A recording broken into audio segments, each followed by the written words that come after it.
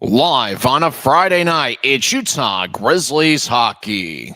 As it's the second of a three-game series, and it's the fifth of its six straight on the road as the Grizzlies take on the Kansas City Mavericks. Hi, everybody. I'm Tyson Whiting. Welcome to Utah Grizzlies hockey. It's the ninth of 10 regular season meetings between the Grizzlies and the Mavericks. Utah has won three of their last five games against Kansas City. Utah is 3-5 against Kansas City this year. The Mavericks swept the Grizzlies in a three-game series at Maverick Center in December.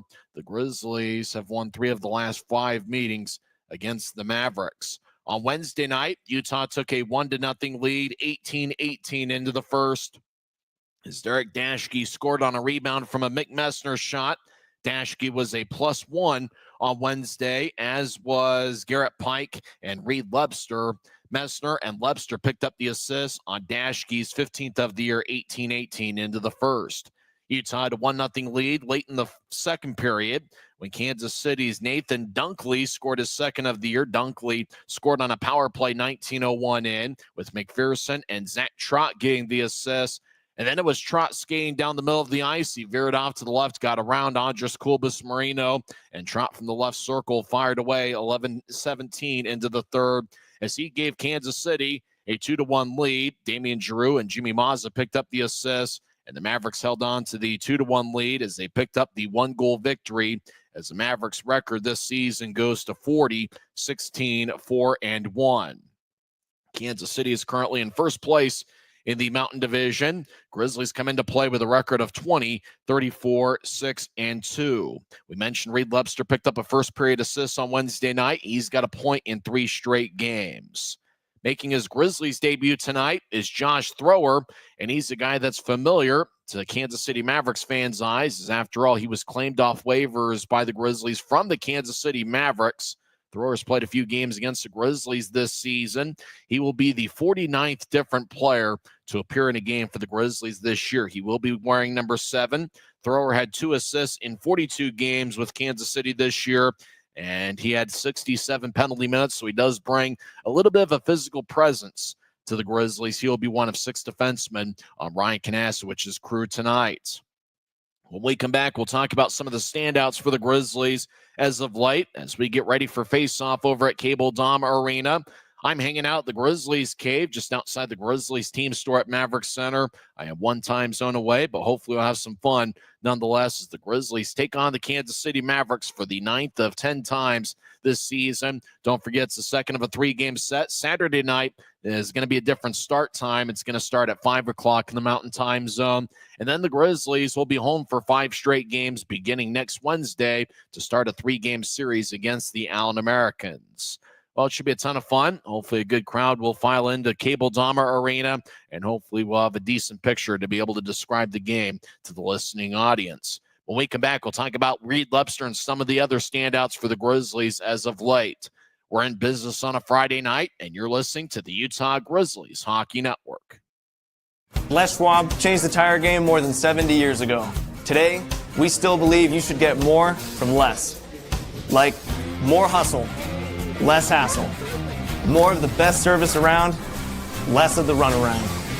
Because we include America's best tire warranty in every tire we sell. So you get more unbeatable warranty, less charging you extra. It's why we're more than proud to say, you get more from less. When you pay with the Nitro card at Maverick, you always save 10 cents or more on fuel every gallon, every day. And you could save a whole lot more thanks to Nitro Best Price. Pick up a Nitro card and upgrade your Adventure Club account today. Welcome back to the Grizzlies Hockey Network. I'm Tyson Whiting. Face-offs in about 10 minutes from now as the Grizzlies take on the Kansas City Mavericks for the 9th time this season. Derek Daschke scored Utah's lone goal on Wednesday night. It was 18-18 into the first period on a rebound from a Mick Messner shot. Daschke is tied for 4th among league defensemen with 48 points this season, 15 goals and 33 assists. The 15 goals ranks 2nd among league defensemen, and that's certainly not unusual for the Grizzlies. After all, coming into this season, the Grizzlies have had 3 defensemen who have led all league defensemen in goals over the last 7 years. And Derek Dashke is just 1 goal away from tying last season's mark, where he had 16 goals with the Kalamazoo Wings. Mick Messner picked up an assist on the first period Dashke goal. Messner is now appearing in consecutive game number 141 tonight. He leads the Grizzlies with 167 shots on goal. Reed Lebster picked up the other assist on the Dashke goal. He's had a solid rookie campaign as he leads Utah in points since February 1st with 22. He has 9 goals and 13 assists in that stretch. He is third on the club with 17 goals, and he's fifth with 37 points. Lebster's currently on a 3-game point-scoring streak. And also watch out for Briley Wood. He's got a point in 6 of his last 8 games and a goal in 3 of his last 8. Wood is currently tied for 7th among league rookies with 43 points on the season, 19 goals and 24 assists. Wood is tied with Neil Shea, who's out with an upper body injury, for the club lead with 19 goals on the year. Also, watch out for Keaton Mastrodonado. The Maestro has a goal in 3 of his last 4 games. But really, a guy that stood out on Wednesday was Jake Barcheski. He saved 39 of 41. He's been very busy over his last 2 games. He stopped 47 of 48 in a Grizzlies 3-1 victory over the Allen Americans, and he did a great job on Wednesday keeping the Grizzlies in the game. Barcheski will be in net for the Grizzlies tonight. He'll be going up against Kansas City's Jack LaFontaine, who was just reassigned to the Mavericks from the AHL's Coachella Valley Firebirds. When we come back, we'll go over the lineups for both teams. It's the Grizzlies and the Kansas City Mavericks coming up next. This is the Utah Grizzlies Hockey Network. When you pay with the Nitro card at Maverick, you always save 10 cents or more on fuel every gallon, every day. And you could save a whole lot more thanks to Nitro Best Price. Pick up a Nitro card and upgrade your Adventure Club account today.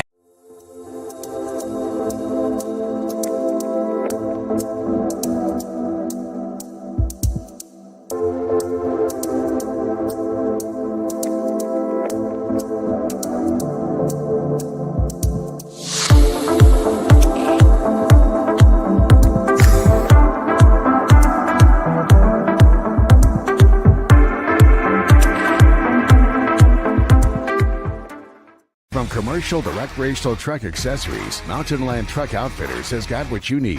Flatbeds, spray and bed liners, lifts and leveling kits, wheels and tires. Mountain Land Truck Outfitters proudly uses a brand you know and trust. And with our experienced, knowledgeable, and friendly staff, your visit here will be informative and enjoyable. Stop into our convenient location in Provo at 265 South 100 West or call 801-225-4637 to get a quote for your fleet or individual truck. Mountain Land Truck Outfitters.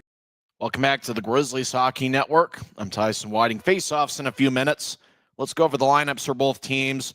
First, for the visiting Utah Grizzlies, it's game 63 of 72 in the season. Grizzlies are led by 4th-year head coach Ryan Kanasowicz. The assistant coach is Christian Horn. The athletic trainer in his 5th season with the club is Colin Lee, and the equipment manager is Jackson Hibbard. Assistant equipment manager is DJ McFarland. Grizzlies have a record of 20, 34, 6, and 2 on the year.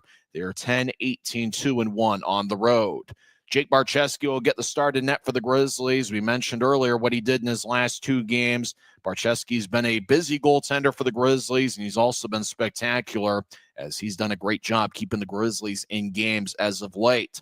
This will be his 32nd appearance this season. Barcheski's got a record of 11, 12, 2, and 1. He has a 3.52 goals against average and a .903 save percentage. Vinny Duplessis, who just celebrated his birthday on Wednesday night, he will be the backup goaltender. 6 defensemen for Ryan Kanasowicz's crew. Derek Dashke and Cooper Jones will get the start. They are the top defensive pairing on Ryan Kanasowicz's lineup sheet. The second defensive pairing is Garrett Pike and Luke Lemaster. Pike has 8 assists in 10 games for the Grizzlies. Matt Arujau is going to be paired up with the newest Grizzly, Josh Thrower. Thrower's played in over 300 ECHL games. He has 2 assists in 42 games with the Kansas City Mavericks earlier this season. Thrower was claimed off waivers just a couple days ago from Kansas City. He's a big guy at 6'2" and 225 pounds. The defensive scratches for the Grizzlies tonight include Andres Kulbis-Marino, as well as Christian Hausinger, Lincoln Earn, Cade Jensen, and Cody Corbett.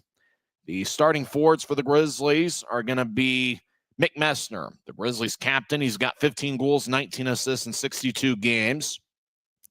He'll be lined up with Reed Lepster, who has a point in 3 straight games. Lepster has 38 points in 57 games. And Adam Berg, who is not in the lineup on Wednesday, he is back in there for the Grizzlies, and he is in the starting lineup.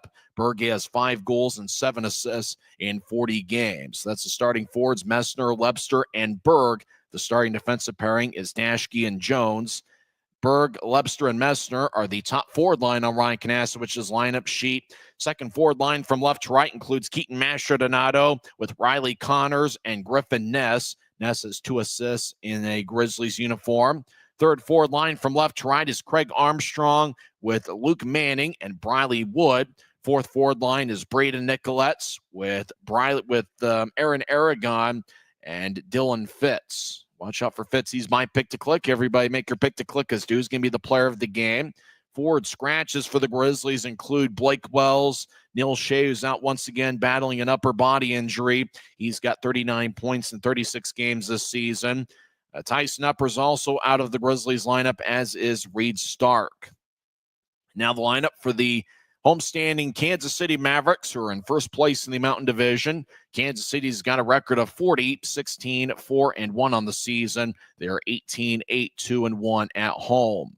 Jack LaFontaine gets a start in net. He was just reassigned to the Mavericks from the AHL's Coachella Valley Firebirds. LaFontaine has a .904 save percentage and a record of 15, 7, 0, and 1. He has 3 shutouts and a 2.49 goals against average. The starting defensive pairing is Nate Konepke and Drake Burgeon. We will also see Justin McPherson paired up with Marcus Crawford, and Thomas Farrell is paired up with Jimmy Mazza. Starting forwards for the Mavericks include Luke Lohheit, who has 11 goals and 16 assists in 54 games. He's lined up with Nolan Sullivan, who's a +4 this season. Sullivan is 6 feet and 205 pounds. And Casey Cruz also in the starting lineup. He is a +29 on the year. Carew has 20 goals and 28 assists in 54 games. You also see the forward line of David Cotton as well as Nathan Dunkley and Jackson Berezowski. Dunkley has 2 goals in 4 games as a Maverick. Zach Trott, who was Wednesday night's hero. Trott's had a pretty good start to his pro career. He has 2 goals and 4 assists in 7 games. He played the college ranks earlier this season. He's going to be lined up with Owen Cole and Landon McCallum. We also see the forward line of Chase Brand with Jimmy Glenn. Glenn's making his pro debut. He played in college this season at the University of Nebraska, Omaha. And Diamond Hand is going to be in there tonight. Daniel Amesbury wearing number 14. He has 1 assist in 30 games, and he also has 163 penalty minutes on the year. Does Diamond Hands get physical with the Grizzly? Well, we'll see on the other side. You've been tuned into the pregame report on the Utah Grizzlies Hockey Network. Face-off is coming up in a couple minutes, and we're certainly looking forward to it. I'm Tyson Whiting, and it is what it is. Face-off's coming up next as Grizzlies are over at Cable Dahmer Arena. I'm hanging out at the Grizz Cave just outside the Grizzlies team store at Mavericks Center. This is the Utah Grizzlies Hockey Network.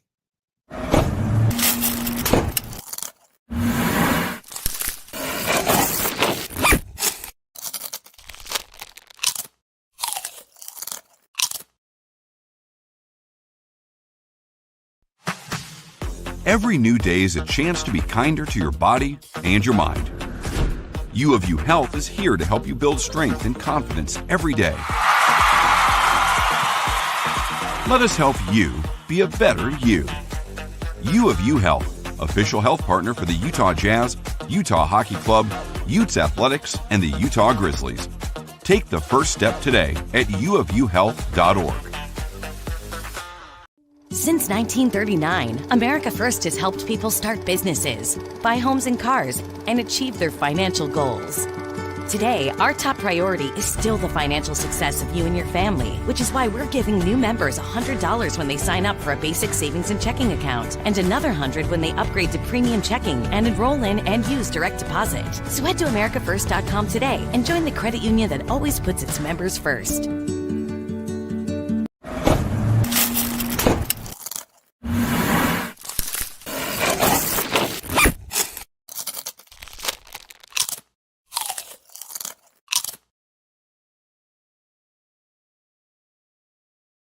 It's a great night for hockey as two big standings points are on the line as the Utah Grizzlies take on the Kansas City Mavericks in the second of a 3-game series.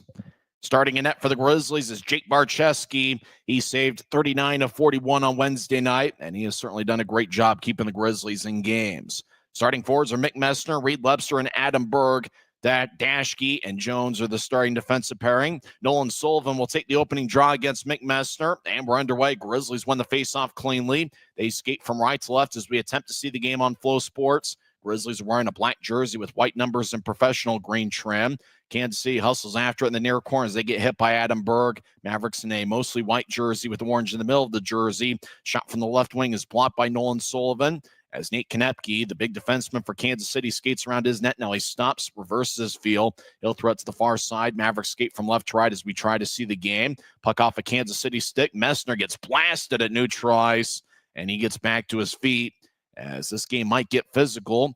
As Lebster will throw it back to a defenseman. Rink-wide feed angle left goes to Berg at center ice, and Berg will tap it into the right corner as Grizzlies make their first line change of the game, 47 seconds in. Kansas City crosses center ice. Dumping it in is Nathan Dunkley, who's got 2 goals in 4 games as a Maverick. As Barczewski will zip it towards the near side. It's cut off from the right point. Mavericks feed it to the right goal line. Kansas City gets up top. As the Mavericks, Marcus Crawford with the folded up back of his jersey will throw it in deep now. Crawford gets it back in the high slot. He'll slice it towards his left. As the Mavericks feed it across, Grizzlies chase after it and get it along the right wing boards. Grizzlies will nudge it out to center ice. Pass towards Griffin Ness is glanced up a stick. Ness wasn't expecting it. Kansas City let right wing. Righty shot saved by Barczewski. That was taken by Jackson Berezowski, who has 16 goals and 22 assists this season. Grizzlies moving out to center ice. It goes past Masher Donato. He dumps it in. Chasing after it's Kansas City's Justin McPherson. It was a plus 13 this year, as neither team's taking a shot here in the first minute 40 of the contest. Grizzlies take it away. Wood skates towards the right side, stops at the point. He'll take a righty shot that goes wide as he missed the net. Glove side on Jack LaFontaine, who wears number 1. As Grizzlies at neutral ice will tap it off the near glass. Armstrong chases after it, but Jimmy Mazza gets it. He'll slice it across to Thomas Farrell. Farrell out to center ice. Landon McCallum will nudge it in. As it bounced off the 2 hops on the ice onto Barczewski. He'll keep the play alive. We played over 2 minutes, and there's still no score. Kansas City's taken 1 shot. Grizzlies yet to fire away officially on LaFontaine. Puck towards the near side. Kansas City will slide it towards their bench. Mavericks get it off the boards. As Thomas Farrell skates in, he'll drop it off. Mavericks look for a centering pass. Back in shot. What a stop by Barczewski as he makes his first of what should be many highlight saves tonight. As out to center ice. Grizzlies deliver a hit at center. That was Aragon on a Maverick as he knocked over Drake Burgeon. Burgeon wearing number 26 as Braden Nicolette dumps it in his first shift of the game. LaFontaine plays it behind his net as the Mavericks with a long-range pass angle right that connects to Diamond Hands. Daniel Amesbury. He'll get to center ice. No wobble it into the left corner. Amesbury trying to shuffle it out in front as Grizzlies deliver a blow on him on the right side. Dashke slides it in front of his net. It goes up top. Grizzlies will clear it out. As Messner will carry it around McPherson. Messner gets pushed towards the boards. Right wing shot goes wide, and the puck will slide into the Grizzlies zone. As running it down is Garrett Pike. He's in the near side. He'll move it across to Luke Lemaster. Lemaster will skip it to center ice. Messner gets it off the near wall. He'll throw it back towards Pike. Pike shoulder fakes, and now he'll move it to his right. Lemaster will carry it towards the center ice red line, although it looks more orange over in Kansas City. He'll dump it in, but the Grizzlies are called for icing as we get a whistle as there's 16 minutes and 30 seconds left in the first period. What do you think's going to be the pick to click tonight? Who's your pick? Who's going to have a big game for the Grizzlies? I think it's going to be Dylan Fitz. Fitz is certainly due. He's got 7 goals and 7 assists in 48 games this season. Messner will crouch down. He'll take the draw against Nolan Sullivan. Grizzlies have yet to officially get a shot off on Jack LaFontaine. Kansas City has 2 shots. Grizzlies take it away. Kansas City led the shot count 41-20. Bird drops it for Lebster. Tries to feed it out in front as the pass bounced behind Garrett Pike. As Grizzlies towards the right side. Messner in the area. He'll chip it towards Lebster. Lebster right circle. Gets up top. Lemaster right side. Took a righty shot. Kick saved by LaFontaine. Pike will slide it towards the net and it's cut off. Now Pike will bounce one to Berg. It glanced up at his stick. We played 4 minutes as the Mavericks' Thomas Farrell will wobble on towards the Grizzlies line, cut off by Lemaster, who gets the Pike. Pike ahead, and it goes into Kansas City ice. It got redirected at new try. LaFontaine will drop it. He'll keep the play alive as the Mavericks skating from left to right here in the period, glancing off the skate. Utah will get it in deep to the Maverick zone. Right corner as Masha Donato gets a shoulder check from the Maverick. Kansas City towards the left corner. Grizzlies deliver a hit as Utah trying to get towards the left circle. It stays along the boards. Riley Connors out there with Masha Donato. Masha Donato delivers a hit behind Kansas City's net. Mavericks moving along the near side as Araujo hits a Maverick in the back. Puck goes to center ice. Griffin Ness will carry it in as he tried to muscle his way past David Cotton, as Ness will dump it towards the Kansas City backboards. Puck slides towards the right wing. Mavericks with a long-range feed that connects angle right as Jackson Berezowski will dump it in. Berezowski's already got one shot here tonight as we're 5 minutes in. As the Mavericks get bounced towards the right corner, Riley Connors delivered a couple of blows. Right circle. Lefty shot by Cotton, saved by Barcheski, and he holds on with 14:58 left in the first. Boy, David Cotton had a pretty good look from the right circle, and Barcheski made a glove save. And boy, Jake Barcheski's already made a couple big saves in the first 5 minutes of play. So Drowns give me the Grizzlies zone, and I got to imagine Jake Barcheski's going to have his A game once again tonight. And he has certainly made some big saves for the Grizzlies, and certainly some of those saves that you can say would be considered, I'd say, saves of the week, saves of the month type of maneuvers. Grizzlies win the draw. Briley Wood carries into the right circle, take a righty shot. Blocker saved by LaFontaine as Luke Manning skates around the net. He collides with Wood as Wood got pushed in the back. Manning gets up top as Grizzlies get to the high slot. Pike, lefty shot, saved by LaFontaine. Rebound goes towards the right corner. Manning and Wood hold their ground. Armstrong skates in to join the play as Manning continues to get held up along the right corner boards. Now Manning breaks free as he'll slide it up top. Grizzlies, right point. Lefty shot saved by LaFontaine. It bounced off his glove. Konepke will move it towards the far wall as the Mavericks will sky it to center ice, and it bounces in the Grizzlies zone. Dashke will skate around Barcheski's net. Dashke slides to Manning. Manning will skate towards Barcheski. Now a button hook down the middle of the ice. Manning crosses the center ice logo. Now he veers off to the left. Manning over the line, drops it for Dashke. One hands it back towards Manning. Manning slices along the boards as Grizzlies get towards Nicoletz. He gets held up along his left shoulder as Nicoletz trying to break free. He's triple teamed by Mavericks. Nicoletz gets up top to the right point, back to Nicoletz, who gets dragged down by McPherson. No call as Mavericks will try to carry it to new tries. Grizzlies keep it in the Maverick zone. Now Kansas City will loft it towards the left wing at center ice. Kansas City over their offensive line, skating from left to right as Mavericks will chip it off the Utah backboards near the left corner. From one corner to the other, McPherson gets up top. Crawford dances around on the right point. Crawford spins it back around as Jimmy Glenn in his pro debut in the area. He's in the left circle. Now far goal line, shot saved by Barcheski. Rebound goes to the Grizzlies. Utah will loft it into the Maverick zone. And it's going to be no icing on the play, says the linesman, as Nicolet's chasing after it. Grizzlies towards the left corner. Utah gets hit, keeping his balance as Fitz. Fitz will skate around Kansas City's net towards the far side. Fitz will backhand it up top. Matt Araujo gets it in the right point. Araujo will slice it around. It hits a stanchion over in the right corner as the Grizzlies make a line change. Kansas City with the puck as we played 7 minutes. Still no score. Both teams have 4 shots. Long-range feed goes wide of the mark. Mavericks get their stride ahead of Araujo. As Kansas City towards the left point, they try to throw it back into the corner, and Grizzlies take it away. 3-on-2. Grizzlies over the line right side. As Utah gets it towards Lebster, throws it behind his back, and it's cut off in front of the crease by LaFontaine, who will freeze it. He holds on with 12:35 left in the first. Still no score between the Grizzlies and the Mavericks. Both teams have 4 shots.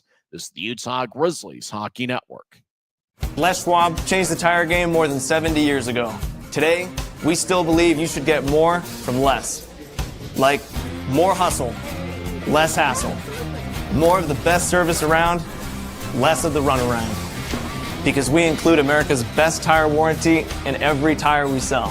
So you get more unbeatable warranty, less charging you extra.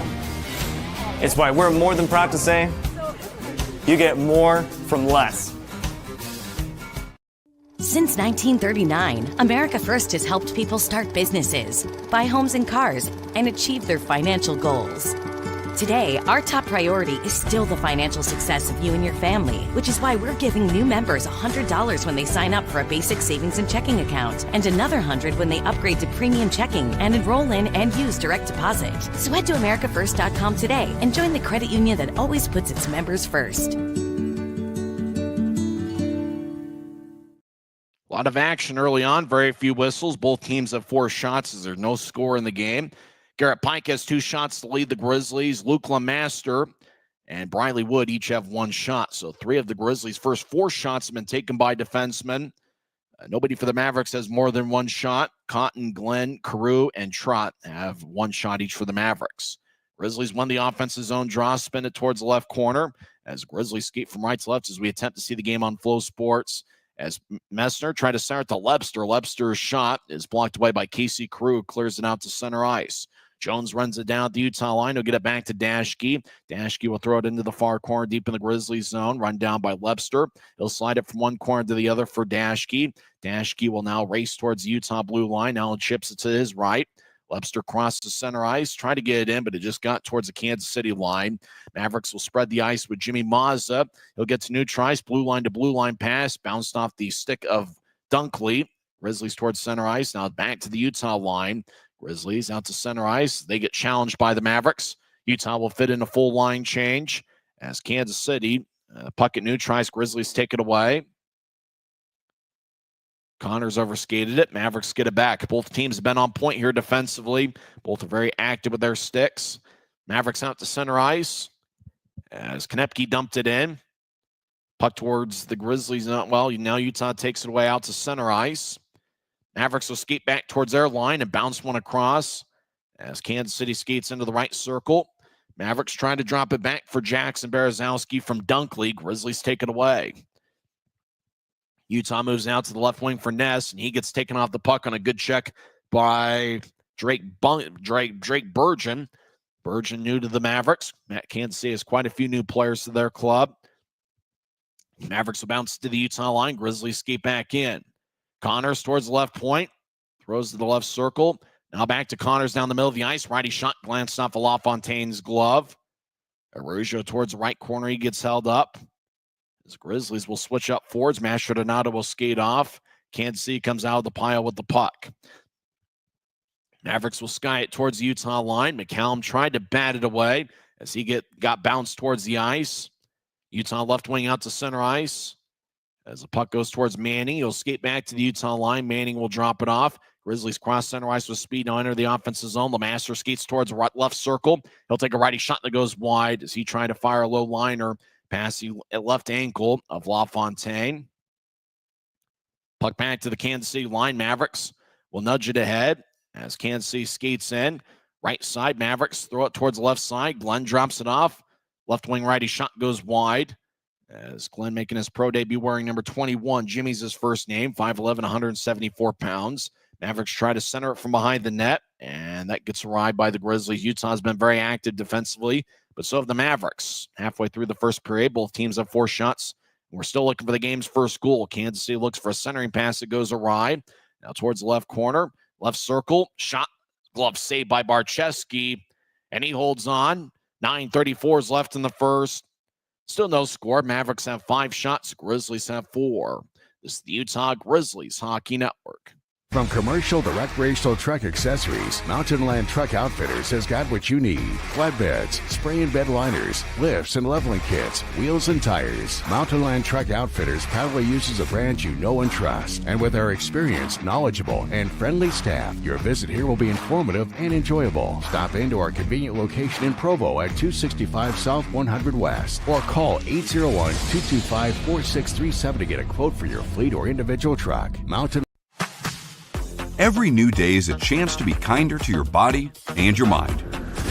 U of U Health is here to help you build strength and confidence every day. Let us help you be a better you. U of U Health, official health partner for the Utah Jazz, Utah Hockey Club, Utes Athletics, and the Utah Grizzlies. Take the first step today at uofuhealth.org. Still no score halfway through the first period. Pretty good goaltending matchup. Jack LaFontaine actually has some NHL experience a couple years ago. LaFontaine played in 2 games with the Carolina Hurricanes in the 2021-22 season. He's also got AHL experience with Chicago, Syracuse, and Coachella Valley. And Barczewski's had a solid first pro campaign. The rookie out of the University of Michigan before that played at Canisius College. Grizzlies bouncing out to center ice. Puck towards the Kansas City line. Fitz fires towards the net. Saved by LaFontaine as Fitz's shot came from the left point as he fired a prayer towards the net. And puck goes back to neutral ice. Grizzlies have it. Jones gets it to Dashke. Dashke at the Utah line as he surveys. Now he'll loft it towards the Kansas City line. Nicolette's wasn't looking. Grizzlies will reshuffle the deck and make a full line change. We played 11 minutes. Still no score. Mavericks have 6 shots. Grizzlies have 5. Dylan Fitz, I believe, has taken 2 of the Grizzlies' 5 shots so far. Utah takes it away at neutral ice. Grizzlies whip it around the boards. Berg cuts it off in the right corner. He didn't play on Wednesday night, but he's back in the lineup this evening. As Berg gets it taken away, Kansas City will slide it out to neutral ice. It goes into the Grizzlies zone. Jones in a foot race. Kansas City gets behind him. Left wing shot saved by Barczewski. Grizzlies will carry it to neutral ice. Grizzlies cross the center red line as Utah will get it towards the right side. As foot race towards the corner, Kansas City takes it away. Puck slides towards Casey Crew, number 22, and he will sky it to center ice as Mavericks have a bounce off their stick as Garrett Pike will throw it to LeMaster, back to Pike. Pike will fake it to Berg. Now he gets to Berge, left wing at center ice. Berg skates in as he stops, and everybody stopped. It appears the Grizzlies are offside with 8 minutes and 2 seconds left in the first. Well, it wouldn't surprise me if the Grizzlies play another close one. It was a 2-1 Kansas City victory on Wednesday night. 8 of Utah's last 20 games have been decided past regulation, and 14 of the Grizzlies' last 23 games have been decided by 1 goal. So Grizzlies have played a ton of close games, and Kansas City's also played a lot of close games in their own right. Draws at neutral ice after the Grizzlies were called for offside. Kansas City wins the draw. They're without Cade Borchard, who's up in the AHL. Max Androv is out with an injury. And Damian Giroux, one of their best forwards, was called up to Coachella Valley earlier today. And one of their top defensemen, Jake McLaughlin, who's better than a +30 this season, he also got called up to the AHL. Puck is batted at neutral ice, and it goes out of play with 7:41 left in the first. So faceoff's going to be towards center ice. David Cotton, the Kansas City captain, sporting a mustache, and I got to imagine towards playoff time, he's going to be sporting a beard. Riley Connors will take the draw, and Kansas City wins the faceoff, though. Mavericks out to the right side at center ice. It's dumped in by Jackson Berezowski, who has 16 goals this season. He chases after it in the right corner. Berezowski played with Newfoundland last year. As the puck slides towards the left side, McPherson fires towards the net. It goes wide, as Barczewski might have gotten a piece of it with his left pad. As David Cotton out to center ice, he crosses center. Mavericks will skate in. Right circle, starting pass towards Cotton, a glance up at his stick. McPherson feeds it across. Mavericks get it off the left wing boards. Now up top, as Kansas City bounces to the right circle, McPherson, he'll take a lefty shot, saved by Barczewski. And the Grizzlies have the puck as they're in their own zone. Utah spreads the ice. We played 13 minutes, still no score. Grizzlies get around to Maverick, left wing at center ice. Manning dumps it in. He's a +7 over his last 21 games. He delivers a hit behind Kansas City's net. Mavericks will saucer one towards center ice. It glanced off the stick of Owen Cole, who's in his second pro game. Cole played his college hockey at Ferris State University. Mavericks at center ice will throw it off the right wing boards. Grizzlies escape from right to left during the first period. Dashke ices it, and the linesman raises their right arm emphatically as icing's on the Grizzlies, and both teams will skate back towards Jake Barczewski. The referee tonight is Trevor Wolford. The linesmen are Russ Call and Carl Van Hassel. Aaron Aragon on the ice with Briley Wood and Craig Armstrong. Aragon's got an A on his sweater. As a face-off won by Aragon and the Grizzlies. As Utah gets it towards Craig Armstrong. Armstrong out to neutral ice, cross the center ice. He'll dump it in. Grizzlies make a full line change. As the Mavericks, who skate from left to right, they've got good team speed. Long-range pass is picked off at center ice by Fitz. Fitz skates around the center ice logo, and he'll dump it in. As the puck goes towards the near corner, Jimmy Maz will slide it across. Farrell keeps cycling around towards the right side. Josh Thrower throws it towards the net as he's making his Grizzlies debut. Left side shot is blocked away. That was taken by Dashke from the left wing. Thrower's on the ice with Arujo tonight. Mavericks will throw it into the Grizzlies zone off the near wing wall. As Dashke skates around his net, he'll chip it to his right. Grizzlies move it ahead. Rink wide feed towards left, bounced off the boards. Berg gets it. He'll skate towards the left goal line. He stops on a dime in the corner. Berg now surveys. He'll hike it up top. Pike left point. His lefty shot is blocked away by LaFontaine. Puck pinballs around behind Kansas City's net. And now towards the near corner. Puck bounced off of Berg. Mavericks get the puck. They'll slide it out to center ice for Diamond Hands. They'll drop it at neutral ice. Puck bounced off a Grizzly. Now at center ice. Mavericks try to move it across, and it bounced off a Grizzly stick. Taking the puck is Lepster. He gets up top. As the Grizzlies try to fire on net, it gets blocked about halfway from the point towards LaFontaine. Puck skips towards the left corner. 3-on-2 battle with 3 Mavericks out there. They win the battle for the puck, but we get a whistle, and we either have a high sticking penalty or the puck was played with a high stick. 5:07 left in the first period. Still no score. We're back in 1 minute. This is the Utah Grizzlies Hockey Network. Mavericks' new bean-to-cup machines always deliver a freshly ground cup of coffee on demand, so you can enjoy any of our premium roasts at their best, day or night, hot or iced. Enjoy a fresh cup today.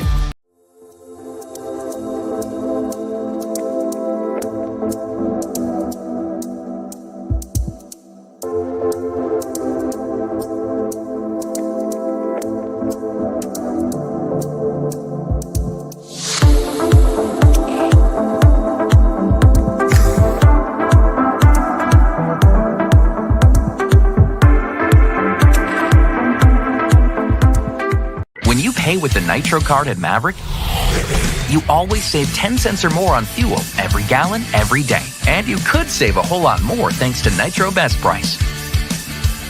Pick up a Nitro card and upgrade your Adventure Club account today. Still looking for the first goal of the contest, as there's just over 5 minutes left in the first period. Draws going to be in the Kansas City zone. Shots been pretty close to even so far tonight. Kansas City did win the shot battle 41-20 on Wednesday night. We've been skating 5-on-5 this entire time. We mentioned there was a thought about, it looked like we're skating 5-on-5, I believe. We are skating 5-on-5, so the puck was just played with a high stick, and it wasn't a high sticking penalty, as now there's less than 5 minutes left in the period. Grizzlies towards the left corner, as Lepster gets pushed in the back by Nolan Sullivan. Sullivan is a good two-way forward. Berg's over there as well. Messner throws it up top, but nobody's home. Garrett Pike will retreat and get the puck deep in the Grizzly zone. Barczewski will drop it for Pike. Pike will slide it across towards LeMaster. LeMaster stops in the near circle. He'll guide it across towards Pike. Pike will dance around. Now he'll move it out to center ice. Puck glanced off a stick. Grizzlies get the puck. Lepster will skate back towards the Utah line. He'll move it across to Lepster, who pins it back to Pike. Pike over to LeMaster as he'll carry it towards the Grizzlies zone. LeMaster will loft it towards the Kansas City line. Kansas City takes it away, but it's jabbed away by LeMaster towards the Kansas City line. Ness gets spun around. Puck goes back towards LeMaster. He'll move it quickly towards his right, and Grizzlies will loft it in. As Ness delivers a push in the back, mashed it out over there as well. Connors gets up top, but Kansas City anticipated it, and they'll throw it out. Mavericks chase after it, but it's run down by the Grizzlies. As Mastrodonato across to Arujo, back to Mastrodonato. As he'll slide it towards the left corner. Connors gets hit in the back. Mavericks towards the left circle. Grizzlies will force it off the far wing wall. Utah takes it away, 2-on-2. Grizzlies with momentum. Utah skates towards the right circle. They tried to slide one through the crease, and puck ended up going wide as Mastrodonato didn't have much of a shooting angle. Right circle, lefty shot saved by Barczewski. He holds on with 3:26 left in the first. So Barczewski has stopped them all so far. So is Jack LaFontaine. Wednesday night was a bit of a lower scoring affair, and I almost have a feeling that today is going to be the same way, especially with as good as both goaltenders are. Nathan Dunkley being showcased on Flow Sports. He'll take the draw against Luke Manning. Both guys were number 16 for their respective teams. Dunkley scored a second period goal for Kansas City. He's new to their club. Off the draw, puck goes towards the left point. Lefty shot saved by Barczewski. He holds on with 3:21 left in the first. Draw is going to stay in the Grizzlies zone, and it's going to be over in the left circle. Dunkley played at St. Mary's University over in U Sports, and with the call-ups that Kansas City's had, as well as a few injuries, Kansas City's had to go to the college and junior ranks hard to fill out a roster. Grizzlies have had to do the same here in the month of March. Utah wins the draw, and Luke Manning in particular. Puck goes towards the right circle. Kansas City skates in. Shot all just out front of the crease. Kansas City's righty shot goes wide. Grizzlies cross center ice. Utah gets towards Armstrong in the left point. Armstrong gets spun around as Jones gets hit in the corner. Kansas City will come back the other way. Berezowski moves out to center ice, but it's taken away by Manning. Manning gets it to center ice for Wood. Wood will dump it in. Grizzlies make a full line change, we believe, off the screen. As Kansas City will force it out to center ice. Cotton dumps it in. The Kansas City captain. Barczewski will feed it towards the near corner as Utah will outlet it towards Nicoletz at center ice. Nicoletz gets taken away as he was skating towards the Kansas City blue line. Rink wide feed. McCallum will nudge it ahead as he was looking for Cole. Pass goes wide of the mark, and Kansas City gets called for icing as there's 2:29 left in the first. Mavericks have outshot the Grizzlies 11-7, and that's not that much of a surprise. After all, Kansas City averages 34.3 shots per game, and they allow just 26.2. So on average, the Mavericks outshoot their opponents by 8 per game. So it's not too much of a surprise when they get the better on the shot count. Messner will take the draw for the Grizzlies. Tonight is consecutive game number 141 for Messner. He wins the draw up top towards Dashke. Bouncing puck. Dashke's able to get it to Lebster. Lebster down the middle of the ice. High slot. Righty shot's blocked as Mavericks 2-on-2 cross center ice. McCallum will move it to his left as Mavericks try to find a cutting McCallum. Puck stays along the far wing wall. And now behind the net, Kansas City tried to nudge it towards McCallum, who gets it in the left circle. He'll get up top to McPherson. One-timer. Kick saved by Barczewski. Puck slides towards the far wall. Mavericks will wing it around Utah's net towards the right corner. Kansas City trying to get it up top. It stays towards the Utah backboards. Dashke gets the puck in front of Utah's net, and he'll race out of the zone. Dashke out to center ice. He gets back checked. He'll throw it towards his right. It bounced off the shin of a Maverick. Kansas City force it behind their net. Puck's off a Grizzly stick. Mavericks get it, and the Grizzlies will retreat back to their territory. Mavericks still in their own zone, patient with their approach. 1.5 minutes left in the first period on a moving clock. Aragon takes it away. He'll bounce off a Kansas City skate towards the left side. Fitz gets held up along his left arm. He breaks free. He'll bounce one towards the right side. Grizzlies force one out in front towards Aragon as he has a one-time tap that goes wide. Now right side, Grizzlies will dance around. As Utah skates towards the high slot, they'll move it to Nicoletz. Nicoletz towards the middle of the ice for Aragon, who swings and misses. Puck goes out to center ice. Hustling after it and getting it's Luke Lemaster. He'll skate towards the Utah line. Lemaster's got pretty good speed, and the Grizzlies overall have pretty good team speed. Utah gets to Fitz, left wing at center ice. Fitz will wing it around the boards. As puck goes towards Kansas City, they get back checked. 45 seconds left in the period.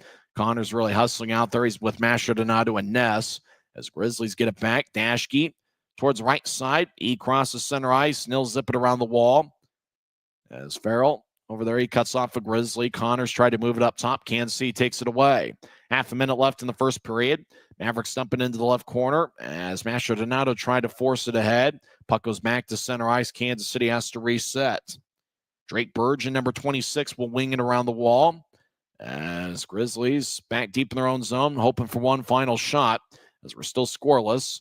Utah will move it ahead. It goes to Kansas City ice, run down by the Mavericks. Kansas City will skate around LaFontaine's net. And for the first 20 minutes of play, both teams were really on point defensively. Neither team committed a penalty, and neither team scored a goal. Shots were pretty close to even halfway through the first period. Mavericks ended the first frame with a 12-7 advantage in the shot count. And it looks like it's going to be a tough night for both offenses, as it was a pretty good first period for Jake Barczewski, who made 3 or 4 highlight saves. And Kansas City's Jack LaFontaine was on point as he stopped all 7 Grizzly shots. Through 20 minutes, there's still no score. When we come back, we'll try to recap what really was a nondescript first period on either side, but both teams really put together a good effort.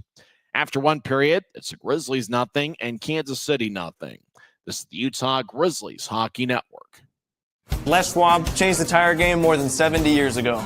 Today, we still believe you should get more from less. Like more hustle, less hassle. More of the best service around, less of the runaround. Because we include America's best tire warranty in every tire we sell. So you get more unbeatable warranty, less charging you extra. It's why we're more than proud to say, you get more from less. From commercial to recreational truck accessories, Mountain Land Truck Outfitters has got what you need. Flatbeds, spray and bed liners, lifts and leveling kits, wheels and tires. Mountain Land Truck Outfitters proudly uses a brand you know and trust. And with our experienced, knowledgeable, and friendly staff, your visit here will be informative and enjoyable. Stop into our convenient location in Provo at 265 South 100 West or call 801-225-4637 to get a quote for your fleet or individual truck. Mountain Every new day is a chance to be kinder to your body and your mind. U of U Health is here to help you build strength and confidence every day. Let us help you be a better you. U of U Health, official health partner for the Utah Jazz, Utah Hockey Club, Utes Athletics, and the Utah Grizzlies. Take the first step today at uofuhealth.org. Since 1939, America First has helped people start businesses, buy homes and cars, and achieve their financial goals.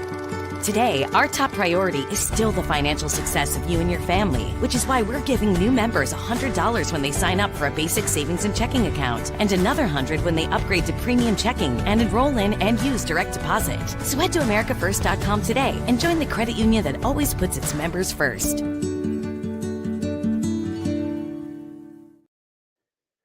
Well, we got a scoreless game. Neither team committed a penalty, and somehow we got to fill 16 minutes worth of time here in the first period. As it's game 63 of 72 in the regular season, Utah had 7 shots in the first period. 5 of them were taken by defensemen. Garrett Pike led the way with 3 shots. Derek Dashke and Luke LeMaster each had 1 shot. Dylan Fitz and Briley Wood with 1 shot each, even though it felt like Fitz had more than 1 shot in the first period. For Kansas City, Justin McPherson and Jackson Berezowski each had 2 shots, and then 8 other Mavericks ended up with 1 shot through the first period. And goals are going to be tough to come by for both teams. You know, Jake Barczewski's been on a roll for the Grizzlies as of late, and Jack LaFontaine's been one of the best goaltenders all season. LaFontaine is 15-7-0-1, and he has 3 shutouts, and he's really done a good job against the Grizzlies this season. It's LaFontaine's 4th game against Utah this year. He does have a 1-2 record with a 3.08 goals against average and 882 save percentage. So said he did a good job against the Grizzlies, but the Grizzlies have had the better of LaFontaine in 2 of his 3 starts against the Grizzlies. Wasn't a single penalty called in the first period, nor did it look like there were many that could have been called that weren't. The Grizzlies have done a good job staying out of the penalty box. They came into play with the 2nd fewest penalty minutes in the league. The Grizzlies have had 3 different games this season where they didn't go on the penalty kill. One of those cases, there was a matching roughing minor, so it wasn't like they didn't commit a penalty in one of those games, but obviously they didn't have a penalty kill. So the Grizzlies are on pace for one of those. Grizzlies, though, haven't had a whole lot of power plays, and the Grizzlies have kind of struggled a bit on the power play as of late. But obviously, they're due here over the next 2 periods. So we're scoreless after 1 frame. Both teams looking for long-range passes, but you really got to credit both teams' defensive units as they were really challenging at neutral ice, and they were really forcing the defensemen on both sides to make quick decisions with the puck. So I imagine Kansas City trying to utilize their team speed, and they're trying to break in about 5 or 6 new players. And for the Grizzlies, though, their new additions, Josh Thrower, seems to be playing about once every 3 or 4 shifts. It seems like they're kind of mixing him on and off. He's not getting a regular shift tonight. Thrower making his Grizzlies debut. He played with Kansas City earlier this season. But the Grizzlies really, all 4 forward lines played well defensively. And, Dylan Fitz was a standout among the Grizzlies forwards, and I got a feeling that, not just because he's my pick to click, but I got a feeling Dylan Fitz is due for a big goal. I'll see if the second period can increase some offense. As we mentioned, it's going to be tough as both teams seem to be on point defensively. Both teams are really going after those 50-50 pucks. And really, it's when you think about, when the Grizzlies are at their best, they're winning a lot of those battles along the boards. They're winning those 50-50 pucks. And that's not necessarily the lone indication that's going to be a Grizzlies victory, but it certainly does mean that the Grizzlies are alive, awake, and alert. And that certainly was the case in the first period. Utah did a good job battling along the boards. And we'll see if that will translate into success in the second period. Well, we still got a bunch of intermission here, but, it's tough to talk about a scoreless game. Neither team committed a penalty. Kansas City did a few more shots than Utah. We'll see what happens in the second period. It's a busy night here in the four-letter league. Let's go over the action. I don't think there's a game that's gone final as of yet. After two periods, Kansas City, or Indy, leads Cincinnati 2-1. Battle of two of the bigger markets in the league. Former Grizzly Nathan Burke has one of the two Indy goals, and they've played two periods over at Fisher's Event Center, and the Fuel lead the Cyclones 2-1. Fun fact, Utah Hockey Club's Mike Folta, he should be Nick Folta. That does sound like a good name. There was somebody named Nick Folta I knew from years past, but Mike Folta, the Utah Hockey Club radio broadcaster, he's a native of Fishers, Indiana. After two periods, Jeff Carr's Norfolk Admirals lead Reading 1-0. Late second period, Trois-Rivières has a 5-0 lead over Adirondack. After two periods, South Carolina leads Greenville 3-1. South Carolina is one of the favorites for the Kelly Cup this season. They've got a record of 43, 14, 3-2. 7 minutes are left in the second period. Worcester and Maine are tied at 2.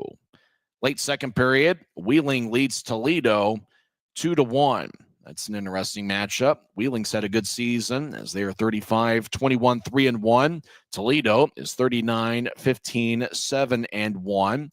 Former Grizzly Cole Gallant doesn't have any stats so far in the first half of the game as he is zeros across the board. Gallant is wearing number 10 for Toledo. He was number 25 in his time with the Grizzlies. Florida and Savannah are tied at 2. Neither of the former Grizzlies skaters have a goal, Kyle Betts or Taryn Fizer.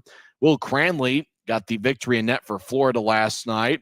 Cam Johnson is in there for the Everblades. They're halfway through the second period, and Florida and Savannah are tied at 2.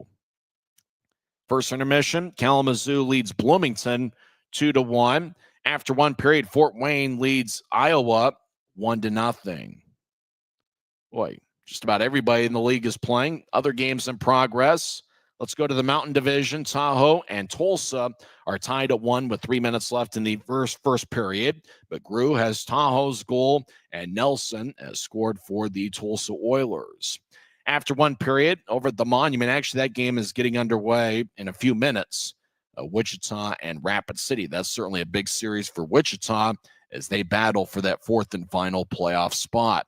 And getting underway in about a half hour from now over at Idaho Central Arena, the Allen Americans take on the Idaho Steelheads. And don't forget that Allen will be at Maverick Center next week for a 3-game series next Wednesday, Friday, and Saturday.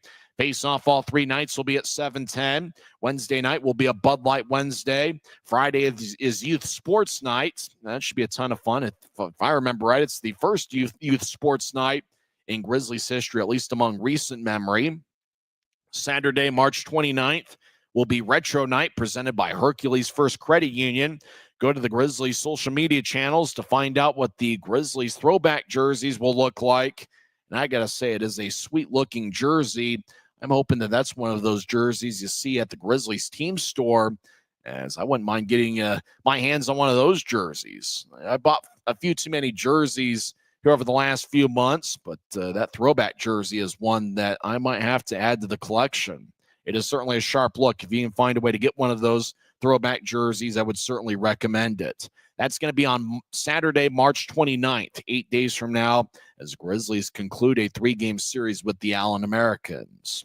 And then the Tahoe Night Monsters will be in town for a 2-game set to conclude the homestand, the not only next homestand, but the home schedule for the 2024-25 season. Star Wars Night will be on April 4th as the Grizzlies will look to use the Force to defeat the evil Empire Tahoe Night Monsters.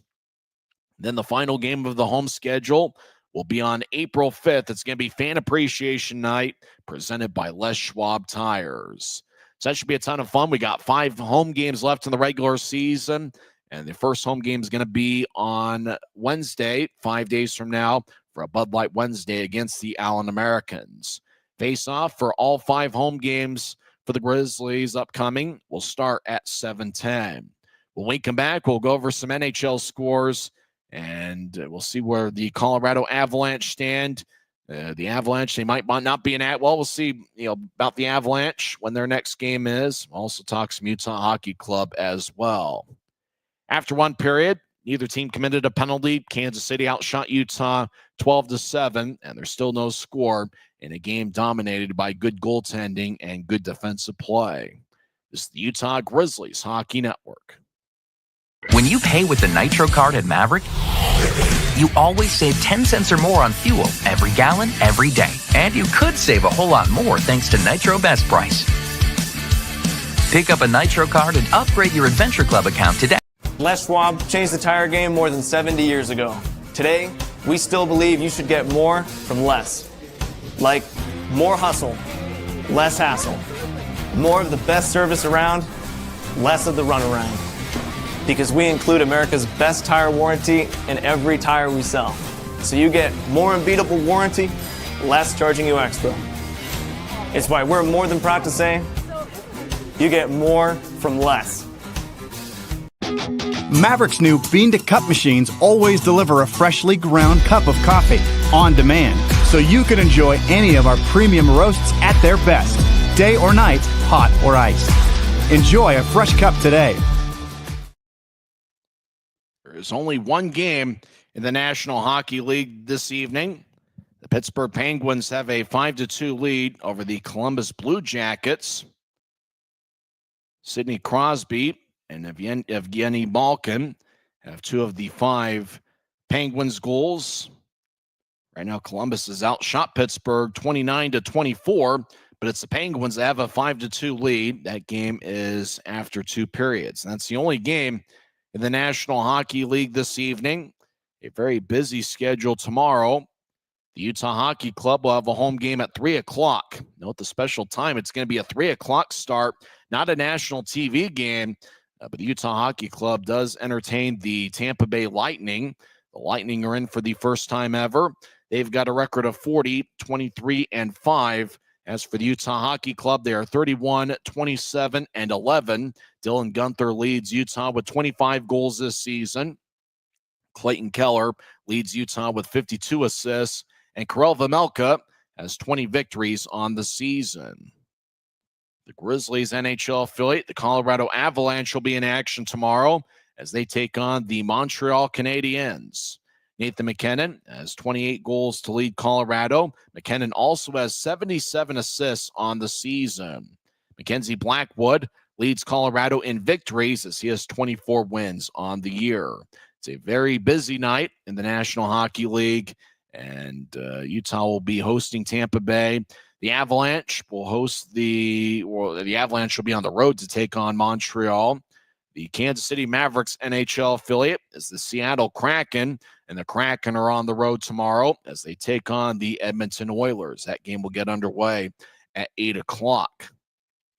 When we come back, we will talk some hockey, and we'll eventually work our way to second period action over at Cable Dahmer Arena. Looks like a pretty good Friday night crowd. Still no score. Neither team's committed a penalty.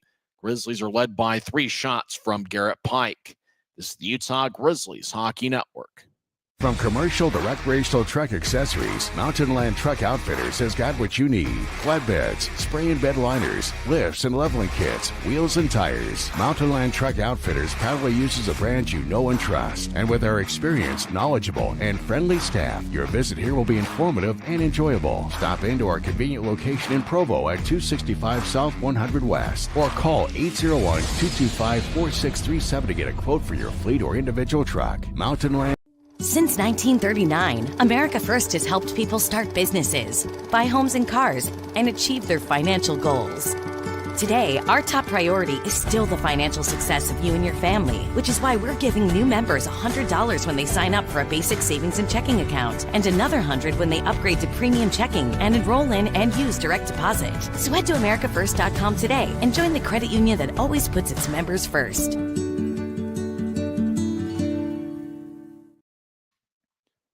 We'll have second period action shortly as there's still no score between the Grizzlies and the Kansas City Mavericks.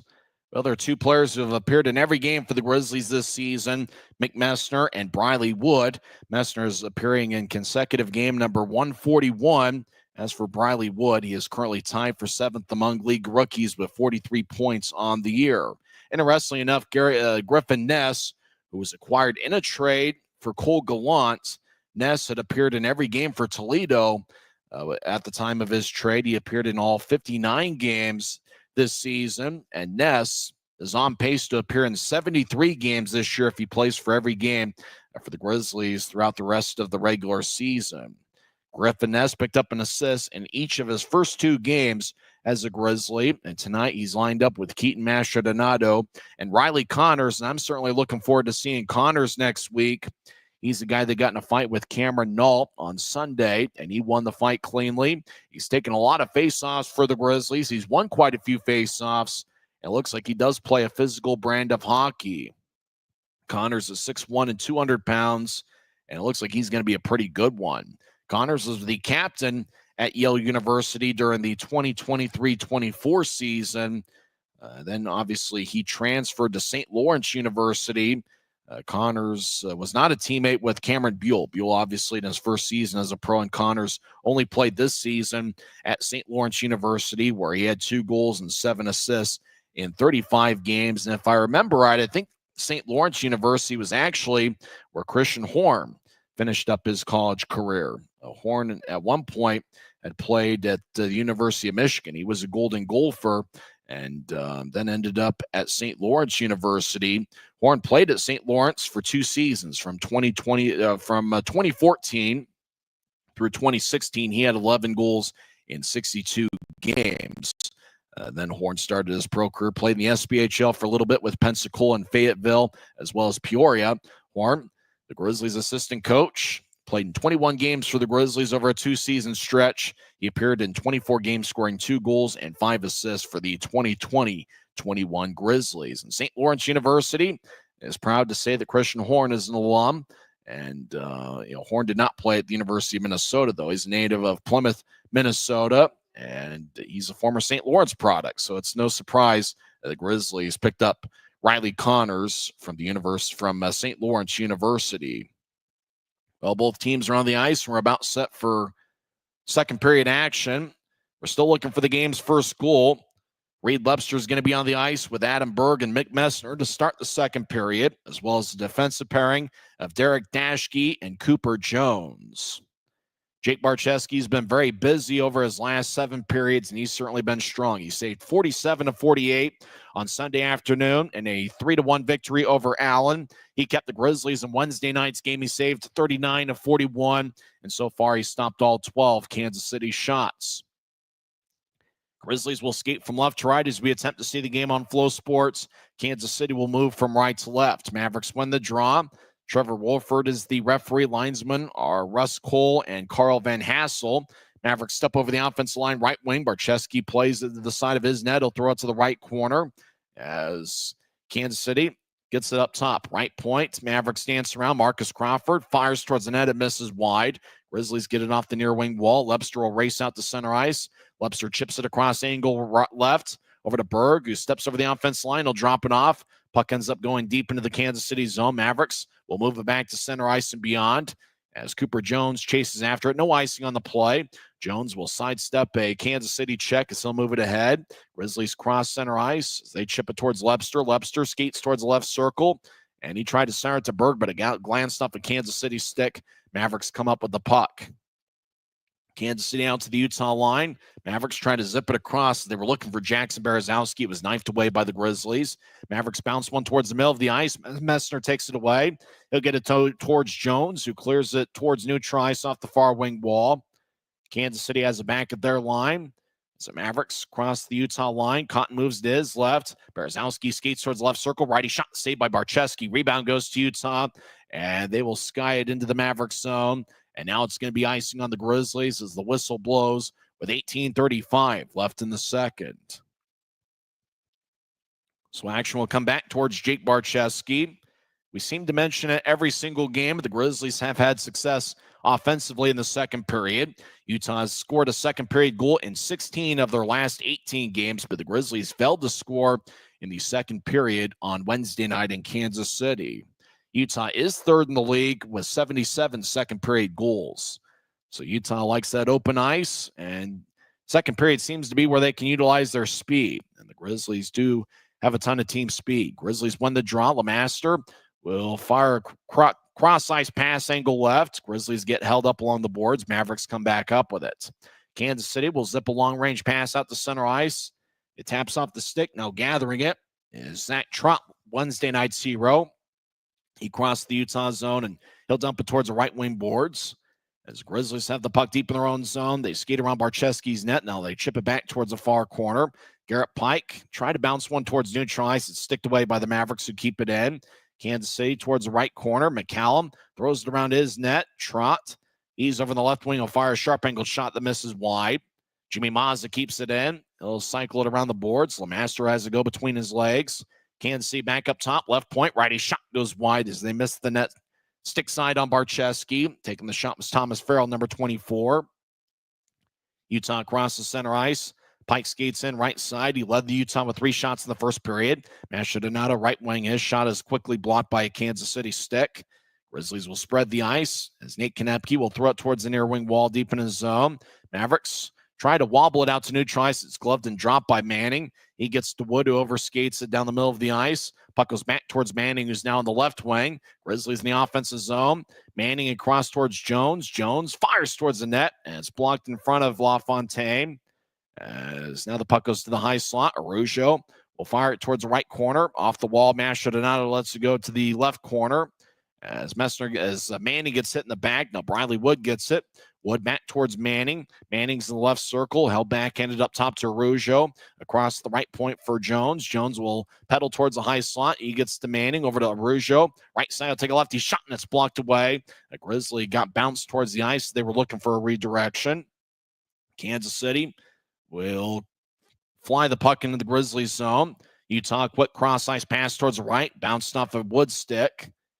Mavericks, they move it into the Grizzlies zone. Left circle. Sullivan tried to fire towards the net. It's sticked away by Araujo. As the Mavericks towards the right circle. Righty shot. Saved by Barcheski. Puck still alive towards the left wing. McPherson gets to the circle. As Kansas City skates towards the left side. Now quick cross-ice pass. Just outside the right circle, righty shot is blocked away. That shot was taken by Casey Crew, who has 20 goals this season. Puck back to center ice. Kansas City enters from the right wing, but they lose the puck as Araujo clears it back to center ice. We played 4 minutes in the second period, and there's still no score. Mavericks have outshot the Grizzlies 13-9. Grizzlies get the puck deep in their own zone as Cooper Jones will bounce one towards Aaron Aragon. Aragon will sky one out towards center ice. Puck bounces like a basketball, and Kansas City will drive it back in. Puck slides along the near wing boards. It goes towards the Kansas City line. Utah gets it. Aragon fits down the middle of the ice. Shot saved by LaFontaine. Now Fitz gets it back down the middle of the ice. He'll move it towards the slot. Nicolette's takes a lefty shot, and that one misses wide as he didn't get much time and space on it as Kansas City cut in front of him. Puck towards the far corner deep in the Mavericks zone. Kansas City comes up with it. Mavericks will zip it to David Cotton. He's a neutral ice, so drop it as the Mavericks will spread the ice. They step over the offensive line with momentum. Kansas City feeds it towards Maz, who has to get it off the boards in the right point. Maz gets in deep. Kansas City trying to push it out in front. A glance off of Dashke. Messner We'll slide it towards the far side. Grizzlies will skip one across. Josh Thrower in his Grizzlies debut will throw it to the middle of the ice, and he'll get it to Fitz, who enters the offensive zone, but the Grizzlies are offside as we get a whistle with 14:48 left in the second.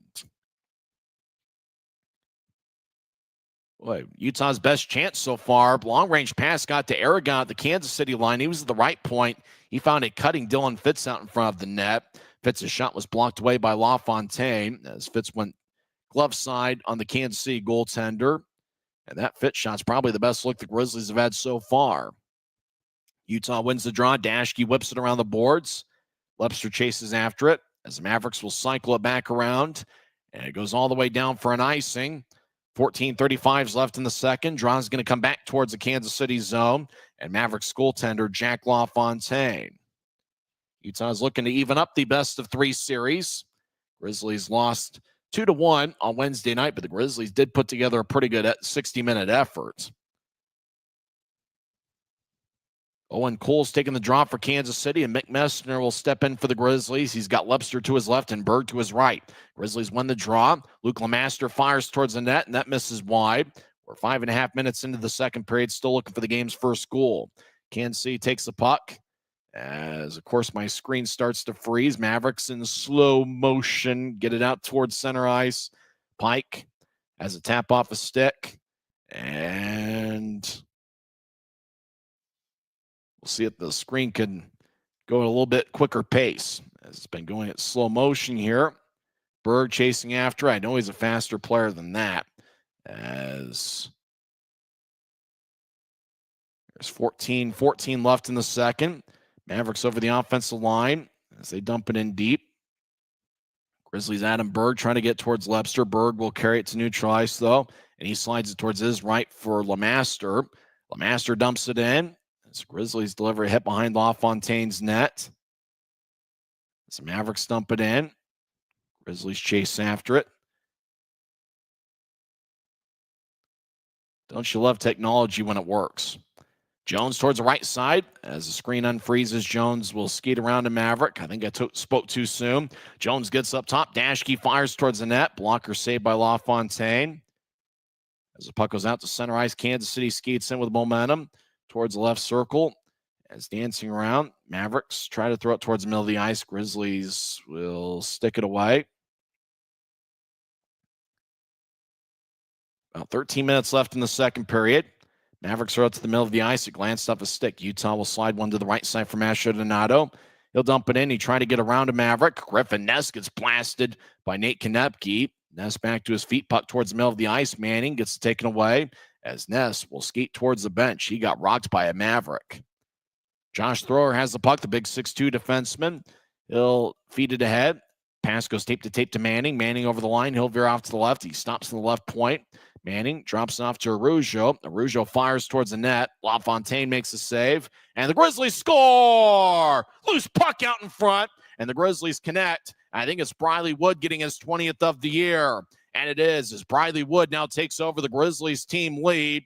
He gets his 20th of the year. Matt Araujo fired a shot from the left point as Manning dropped it off for him. Araujo bounced one. Wood was out in front. Puck kicked off of LaFontaine.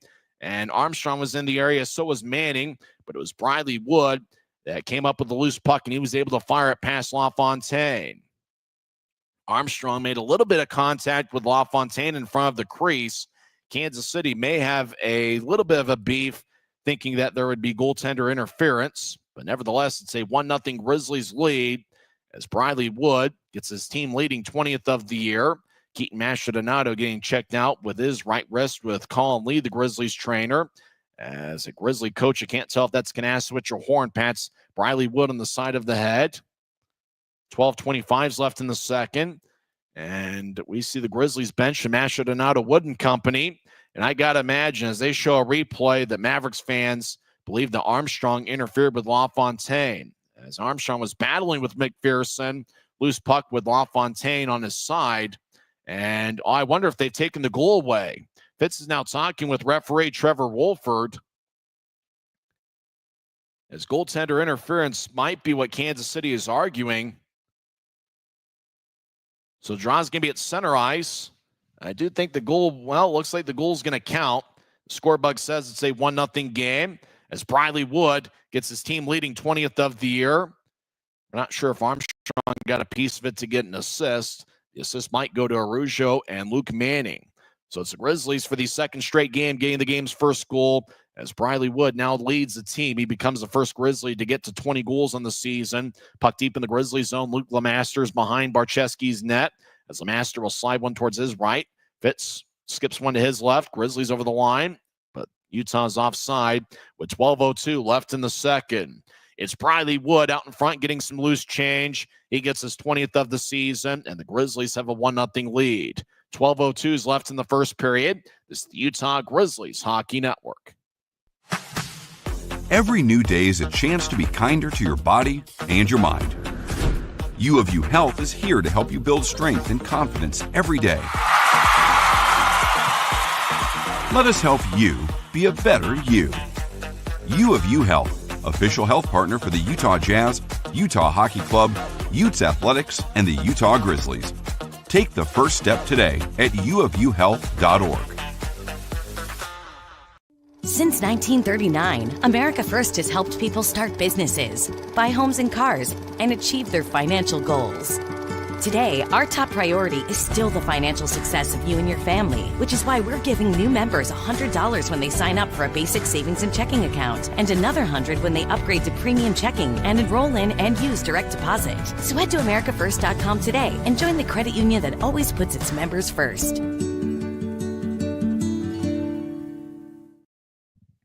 So it's a 1-0 Grizzlies lead with 12 minutes and 2 seconds left in the second period.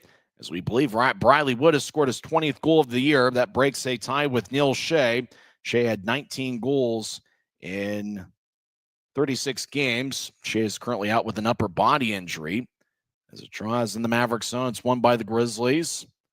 As Kansas City takes it away. Grizzlies skate from left to right as we attempt to see the game on Flow Sports. As Mick Messner tries to muscle his way past a Maverick as he shields Kansas City away from the puck, but the Mavericks get it anyway. Mavericks cross center ice 3-on-3. They'll throw it towards their left, looking for Nathan Dunkley, who hustles after it. Grizzlies get there first. Utah crosses center. Berg over the line, no penalty towards his left. Puck off his stick, delayed offside. Utah lets Kansas City play it. Blue line to blue line pass connects. The Mavericks will skate towards the right corner. Grizzlies give them a rough ride along the wall. Lepster gets hit in the side.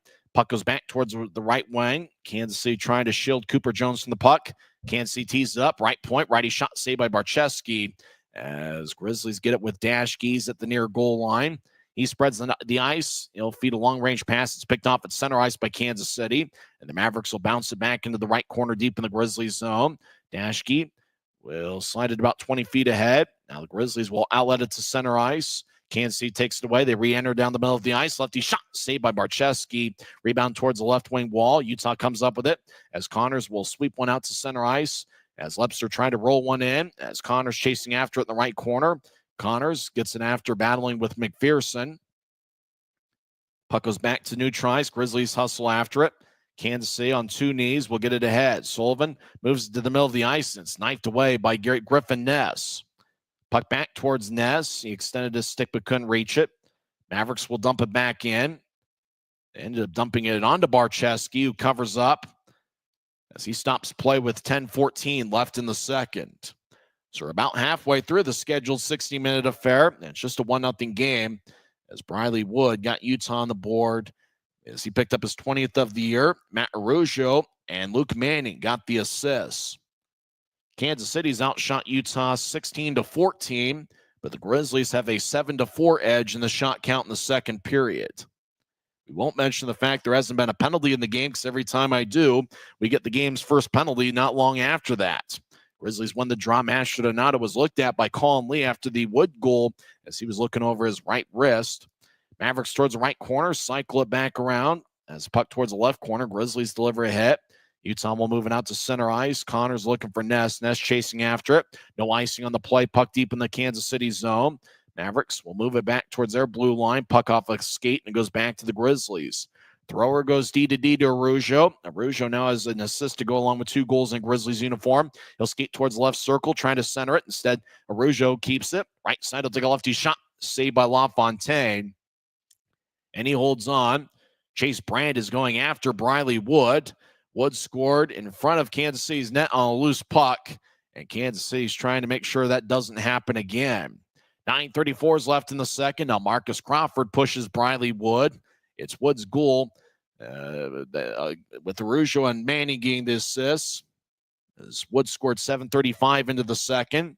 Matt Araujo has been a very skilled player for the Grizzlies. He skated around Kansas City's net. Luke Manning got knocked down by Marcus Crawford, and Wood came over to defend Manning as he started his battle with Marcus Crawford.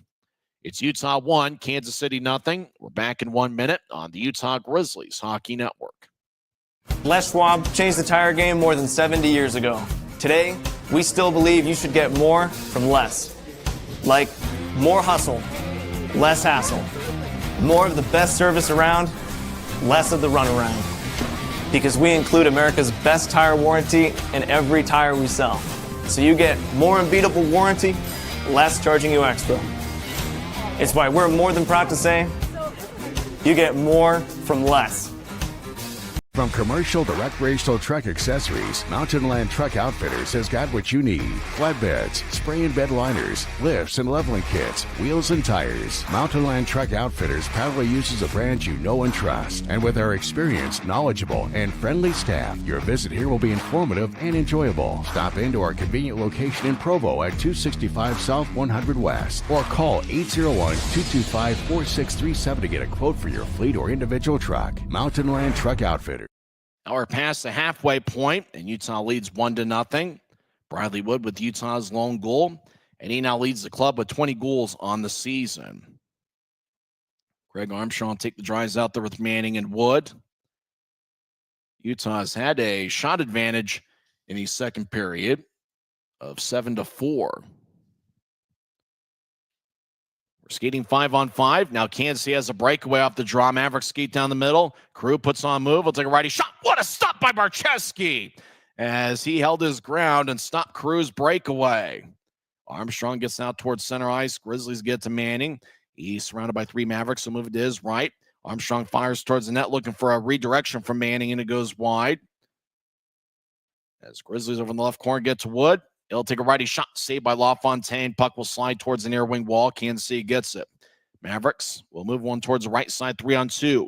Kansas City will throw it out to the middle of the ice, and it's sticked away by Wood. Grizzlies will carry it across center ice, 3-on-2. Utah slides towards the left wing. They're trying to get towards Nicolette's. Pass connected. Left wing Nicolette's lefty shot, saved by LaFontaine. Mavericks out to center ice. It goes past Nathan Dunkley. He chases after it. Barczewski moves to his right. Grizzlies will spin it across. Cooper Jones with a quick cross-ice pass angle left. It goes past everybody and misses everybody all the way down for an icing call with 8:26 left in the second. Boy, right after the timeout, Kansas City won a draw, and they had a breakaway, and it looked like it might have been Casey Crew, just angled back and forth, but he couldn't get Barczewski off balance, and Barczewski was able to sprawl towards his left and make a key save to keep it a 1-0 game. Barczewski, if we're talking about saves of the week, he had probably the save of the year against Kansas City in January on that Saturday night, where he just was laying on the ground. There was a wide open shot on the right side, and Barczewski just kind of somehow recovered and on his side was able to make a great glove save. Puck towards neutral ice. Grizzlies skate from left to right here in the second period as we attempt to see the game. Dylan Fitz will slide it towards the Grizzlies' own loose puck as Fitz gets it back. He'll bounce one towards the Kansas City line. Mavericks get it. As Kansas City with a good team speed spreads the ice. 8 minutes on a moving clock, second period. Left wing pass connects as Kansas City gets towards David Cotton. Cotton feeds to the corner. Mavericks will move it back up top. High slot. Righty shot goes wide. Mavericks get it off the boards as they skate towards the left point. Now Kansas City whips it back around. Cooper Jones delivers a blow in the right corner. Jones shadowing a Kansas City player. Now the Mavericks skate back towards the right point. Cotton tries to skate back towards the corner, and he gets cut off. Centering pass is picked off by Fitz, and Fitz will wobble one into the Kansas City zone. And it's over towards their far wing. Mavericks get their 2 strides ahead of the Grizzly. As there's 7:17 on a moving clock, Kansas City will skate in. As Mavericks skate towards the left circle, Trot shot is blocked away by Barczewski. Puck towards the right wing. Messner gets hit. Kansas City gets up top. Now they slide it to Konepke. Left wing. Lefty shot saved by Barczewski. Rebound goes to the Grizzlies. Webster moves it towards his left. Grizzlies try to bounce one towards LaFontaine as a Grizzly was cutting towards the net and they got held up. We haven't had a single penalty in this game as Grizzlies bank defensively. Kansas City enters from the left side, but we get a whistle and either the Mavericks are offside or there was a penalty on the play. As it looks like the referee is directing players of both teams to the penalty box. Landon McCallum and Reed Lepster are both going to the box, so it doesn't look like either team's going to get a power play. Lepster got a hook. And the referee, I don't hear any of the sounds over in Kansas City, so I'm not sure what McCallum got. But both guys get a penalty. We talked about maybe, a penalty coming after I'd mentioned it. Doesn't look like either team's going to get a power play. So at best, we're going to skate 4-on-4, and that could benefit the Grizzlies. Utah has had some success in a 4-on-4 situation. Grizzlies have scored 5 4-on-4 goals this year, and they've allowed just 2. Shout out to Jay Stevens of the Utah Puck Report. He's tuned into tonight's game. Hopefully Jay's enjoying a good one. Utah leads 1-0. We're skating 4-on-4 for 2 minutes. Mavericks win the offensive zone draw as Kansas City will pedal towards the right wing, dancing around. Mavericks very patient with their approach. Crawford, right side. They'll skate towards the goal line. Now around Barczewski's net towards the near side. Arm is raised. I think they've called another penalty. A stick was laying in the crease. Looked like Pike had lost his stick. McPherson looks like he's upset. Let's see who the penalty's on. Pike skating towards the penalty box. So is McPherson. It looks like cross-check's going to be on Pike and the Grizzlies. Pike argues the case. He doesn't think he committed a penalty. But Garrett Pike gets his third minor penalty as a Grizzly. Penalty minutes number 5 and 6. So Pike will go to the box in Kansas City. We'll have a 4-on-3 power play for about 1:30 as there's 6:26 left in the second period. As Pike was out in front of Barczewski's net, as they show a replay. And the Kansas City player lost his balance, and that was Sullivan battling in front. And that's where the call was made. It was one of those just kind of looked like it didn't look like Pike did much, but Sullivan losing his balance is what the referee saw. He spotted it, and he made the call. So 1:43 worth of a 4-on-3 power play for Kansas City. Masha Donato will take the drives out there with Cooper Jones and I think Dashke. Kansas City wins the draw as they move it towards the right circle. Now back up top. Kansas City feeds it back towards the right circle. Mavericks back towards the middle of the ice. Now across to Carew, one-timer, and that misses wide as Barczewski slid towards his right to try to cut off the shooting angle. Mavericks skate down the middle. Righty shot saved by Barczewski. He holds on. I believe that was Marcus Crawford, number 15, who has 7 goals on the season. He just walked in on Barczewski, and he fired everything on a quick righty wrist shot, and Barczewski made the stop, and he didn't allow a second chance. There's 6:04 left in the second. Grizzlies lead 1-0 as Briley Wood got his team leading 20th of the year, 7:35 in. Matt Araujo and Luke Manning picked up the assists. For Manning, he now has a point in 6 of his last 7 games. Messner will take the draw against Carew. Puck won by Utah. Grizzlies try to clear it out. Is kept in by the Mavericks. Kansas City right wing will pedal towards a high slot. Mavericks slide one towards Carew. One-timer saved by Barczewski. Rebound goes to Dashke. He'll whip it along the far wing board. Somehow was able to be kept in by the Mavericks. Kansas City gets it towards the right circle. Righty shot saved by Barczewski. Rebound towards the right corner. As all Utah's going to get called for tripping. And, Utah tried to clear it out, and that's where the whistle blew. And so with it being a 4-on-3, they're not going to have Utah skate with 2 as Mick Messner is going to go to the box. I think they're going to add somebody for Kansas City, and Utah will get, they'll be behind. They'll be 5-on-3 with Kansas City having a 2-man power play. And I think the referee is talking it over right now. You get a 4-on-3 situation, and the team that's got 3 skaters commits a penalty as the Grizzlies did. Obviously, you got to talk things over. As Barczewski, once again, he's been a brick wall for the Grizzlies. And then the loose puck, Messner tripped up David Cotton, and that seemed to be a pretty easy call to be made. And so, in counting, I believe Kansas City should have 5 on the ice, and they'll have a 5-on-3 power play. 5:36 of the time remaining, second period. So it's a 4-on-3 power play for 54 seconds. And the draw goes past Kansas City because obviously they're not, they're not going to add people for Kansas City. They'll have 4 on the ice for the next 43 seconds, and then we'll do some math after that. Kansas City over the offensive line, low height, guides it up top, left point, as McPherson will slide it towards his right. Mavericks skate towards a high slot as they fake it towards the left side, get it back to McPherson. Now left wing, righty shot saved by Barczewski. Grizzlies get the puck. As Mastrodonado will sky it out towards center ice. And the puck was played by a Kansas City high stick. 20 seconds are left in the 4-on-3.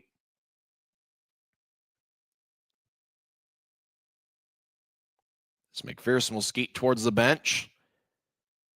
Grizzlies penalty kill is 71.2% on the season. Kansas City was 1 for 2 on the power play on Wednesday night. Mavericks power play is an even 21% on the season. And now the referee is talking things over, and I believe he's talking about this upcoming power play situation. Obviously, they're still skating 4-on-3, so he wants to get it right as to what will happen in 20 seconds. As I don't believe the time has even started on Messner's penalty. This is one of those where everybody that loves to scour the rule books, they're certainly ones that love to talk about. So the referee went and talked with Reed Webster. They want to make sure they get the situation squared up. And if you're a professional referee, you live for moments like that. You get a team with a 4-on-3, with the team with 3 skaters. Now the referee is going to go talk with the Grizzlies bench to make sure everything's squared away as to what's going to happen. As obviously you got a unique situation that maybe happens once every few years, a team on a 4-on-3 power play, and then Ryan Knaswich just getting an explanation. He knows the rule. Draw's going to be at center ice. 20 seconds are left in the 4-on-3. There's 5:02 left in the second period. Draws at center ice, as we believe Kansas City played the puck with a high stick. Unfortunately, with these remote feeds, there's only so much we can see and only so much we can talk about. Mavericks win the draw as Utah still leads 1-0 late in the second period. Kansas City will skate in towards the right point. Now down the middle of the ice, lefty shot kick saved by Barczewski. The Grizzlies clear it out. Boy, what a stop by Barczewski. Kansas City's had their fair share of grade A chances, but Barczewski has stopped one after another. And now the Mavericks have a 2-man advantage for 13 seconds. Kansas City over the offensive line will fire it off the right wing boards. Grizzlies skate from left to right here in the period. Dashke gets held up from behind. Manning's in the area. So's Lemaster. And now there's 4:25 left in the second. And now the Mavericks have a 5-on-4 power play for the next minute and 37 seconds. They start the time on Messner's penalty. Mavericks get it towards Carew, back to the high slot. As Kansas City dangles back and forth, now they'll move one towards the left side. Carew takes a righty shot that's blocked as the puck ended up back to Carew. He'll feed it to the middle of the ice. Crawford fires a righty shot that missed the net. Crawford gets it back. He'll throw one on to Barczewski, who kicks it towards the far corner. Now the Mavericks up top, but it goes out of the zone. So 1 minute and 5 seconds are left on the Messner penalty, which didn't start. He's going to be in the box for more than 2 minutes because of the circumstance of it. Kansas City dance around over the near corner as they get it up top. McPherson will slide towards his right now and nudge it back to his left. Carew feeds it towards the near goal line. 45 seconds left in the power play. Carew shoulder fakes. Now he gets up top. Now back to Carew, fakes a shot. Carew skates towards a high slide, fires a righty shot, and it's blocked about 10 feet in front of Barczewski. Carew gets it back. He'll move it to the left corner as the Mavericks chip one out in front. Righty shot. What a stop by Barczewski as he dove towards his left. Puck back towards the near wing as Carew will feather one towards the left corner as the Mavericks dance around. Dunkley over to the near goal line. Throws it out in front. Lefty shot kick saved by Barczewski. Puck ends up bouncing over Carew, stick in the left circle, and the Grizzlies clear it out. It's been the Jake Barczewski show for the Grizzlies here so far. 5 seconds left in Messner's penalty, as Mavericks will carry it across center ice. Kansas City steps in. They'll bounce one towards the right circle behind Utah's defense backhand shot. What a stop by Barczewski as he kicked his right pad out.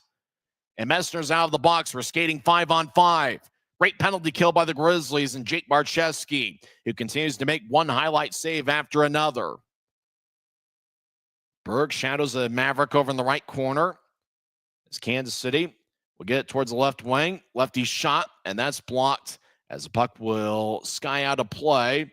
Jake Barczewski once again has been dominant for the Grizzlies. 2:14 left in the second. It's the Grizzlies 1, Kansas City 0. This is the Utah Grizzlies Hockey Network.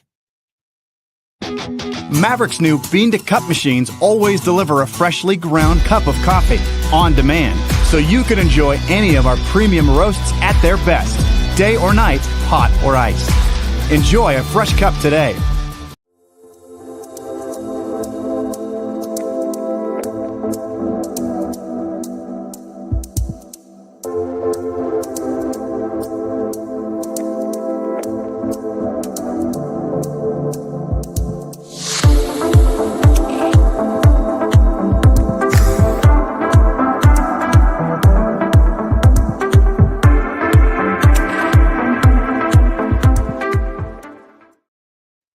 Have we checked under the mask of Jake Barczewski? That might not be Jake Barczewski. That might be Patrick Waugh. That might be Marty Brodeur. I don't know. It's unbelievable what Jake Barczewski has done so far tonight for the Grizzlies. One highlight save after another. And because we're watching a feed from another team, we haven't seen a single replay on a Barczewski save, even though he's made about 5 or 6 dandies here so far. 2:14 left in the second period. And it's still the Grizzlies 1, Kansas City 0. The lone goal was scored by Briley Wood. 7:35 into the second period, where the initial shot was taken from the left point by Matt Araujo. Puck pinballed around. Armstrong got pretty close to the Kansas City goaltender. Briley Wood was able to locate the loose puck and fire it away, as he now leads Utah with 20 goals on the season. Mavericks have outshot the Grizzlies 26-18. Grizzlies win the draw in their own zone, skating from left to right. Utah ices the puck as the arm is raised by the linesman, and the draw is going to come back towards Jake Barczewski. Kansas City outshot Utah 12-7 in the first period. So the Mavericks have taken 14 shots here in the second, and the Grizzlies have taken 11. An interesting situation. We'll probably talk about it more during the intermission. Messner did serve more than 2 minutes in his minor penalty. Puck to the right side. Lefty shot and a score. And the Mavericks get on the board as we're tied at 1. Puck was towards the left point. They fed it across, and it's Chase Brand, of all people, getting his 3rd goal of the year. It's Brand's 48th game of the season.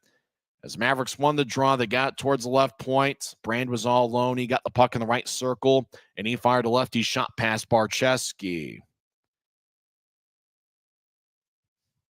The main assist, we believe, is going to be Drake Burgeon. Burgeon got it towards the right side for Brand.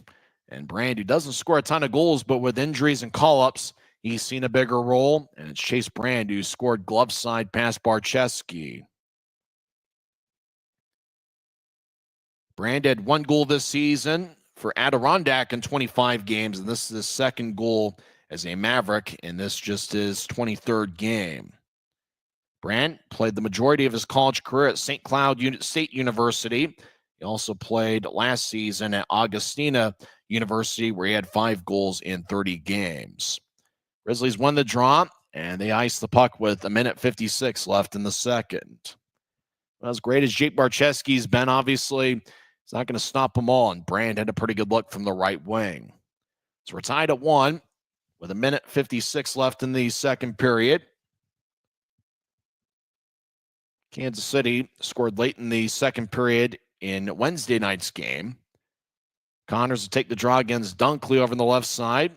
The draw won by the Grizzlies. As Utah will get it towards Griffin Ness. Ness will bounce one towards his left. Mastrodonado over the offensive zone, skates in. Shot, stays saved by LaFontaine. As Grizzlies back towards the right side looking for a centering pass. And it bounces, and unfortunately my screen's freezing back and forth for the second time this second period. Grizzlies get back towards Mastrodonado. Will overlead it to Dashke at center ice. As near the Grizzlies bench, Ness delivers a side check on Kansas City. There's 1:15 left in the second. Grizzlies dumping in. LaFontaine will extend his right stick as I'm just looking frame by frame. Grizzlies chase after it, and icing is called on Kansas City with 1:04 left in the second. Don't you hate that when your screen freezes back and forth? As Draw's going to come back towards Jack LaFontaine. He's certainly been busy. Grizzlies have 1 goal and 19 shots, and we mentioned it during the first intermission that goals are going to be tough to come by with the skill of Barczewski for the Grizzlies and LaFontaine for Kansas City. That certainly seems to be the case. Grizzlies win the draw as they'll backhand it towards the left point. Utah fires towards the net, and that one's cut off. Puck to the right side. Lemaster centering pass. LaFontaine makes the save. He dives in the crease. Ness looking for a loose puck. Make that Berg. Berg's out there with Webster. LaFontaine covers up. 52.1 seconds are left in the second period. Zarujo tried to bounce one towards the net. As Lemaster tried to guide one towards Messner. Got hit in the back by Mazza. Berg was boxed out by Farrell and company. Berg was just looking for that loose puck, but just couldn't quite get it as he was surrounded by 2 Mavericks. It's one of the things with Adam Berg, and we've seen it in particular over the last month. Is Berg getting out in front of the net, looking for redirections, just battling and trying to earn that real estate. And that's the type of guy that you want to have on your team, that guy that's going to do the dirty work out in front of the net. Master will take the drive, wins it cleanly. Right side, Webster, righty shots blocked. Webster gets it back. He skates towards the right corner. As he gets towards Berg, he gets knocked down. Webster to glance off his stick towards the far corner. And Kansas City skating from right to left will skate in from the left wing. Sullivan skates just outside the left circle. He'll take a lefty shot that's sticked away. As there's 30 seconds left on the moving clock, second period. Right point, Kansas City dangles back and forth. Now they'll cycle it around to the left corner. Mavericks will skate towards the left point. As they drop it off, Crawford, centering pass, lefty shot, misses wide. As Crawford gets it back around 12 seconds left in the period. Kansas City dance around in the right circle. Mavericks skate horizontally towards Utah's net. They get cut off in the right corner. Webster will bounce it behind his net for Lemaster. We get a whistle. As Webster, he's arguing his case. He can't believe it. High sticking is going to be the call, and it's going to be on the Grizzlies. As Webster, he shakes his head back and forth. As they show a replay, puck was over in the right corner. Webster got there with McPherson, and Brand appears to have drawn the penalty. I think it was, it's hard to say. It might have been a Kansas City stick. Webster was in the area. Boy, it almost looked like it was a Maverick stick that got Brand. And I think that's why Webster was arguing the call. But Kansas City's going to get a power play. 4.4 seconds are left in the second period. As Webster's stick was there, and so was a Kansas City stick. Webster believes that it was a Kansas City stick that got Chase Brand in the face. So there's 4 seconds left in the second period. Obviously, if Kansas City doesn't get a goal here, they will have the power play to start the third period. McMaster talking things over with Dashke and company. Make sure to follow the Grizzlies on Facebook, Instagram, X, Snapchat. I'm on X at Tyson on Sports. Down the middle of the ice, righty shot to score at the buzzer as Kansas City towards the middle of the ice. And it's a buzzer beater by Casey Carew. Puck bounced off a couple sticks onto the slot, and Carew fired away past Barczewski.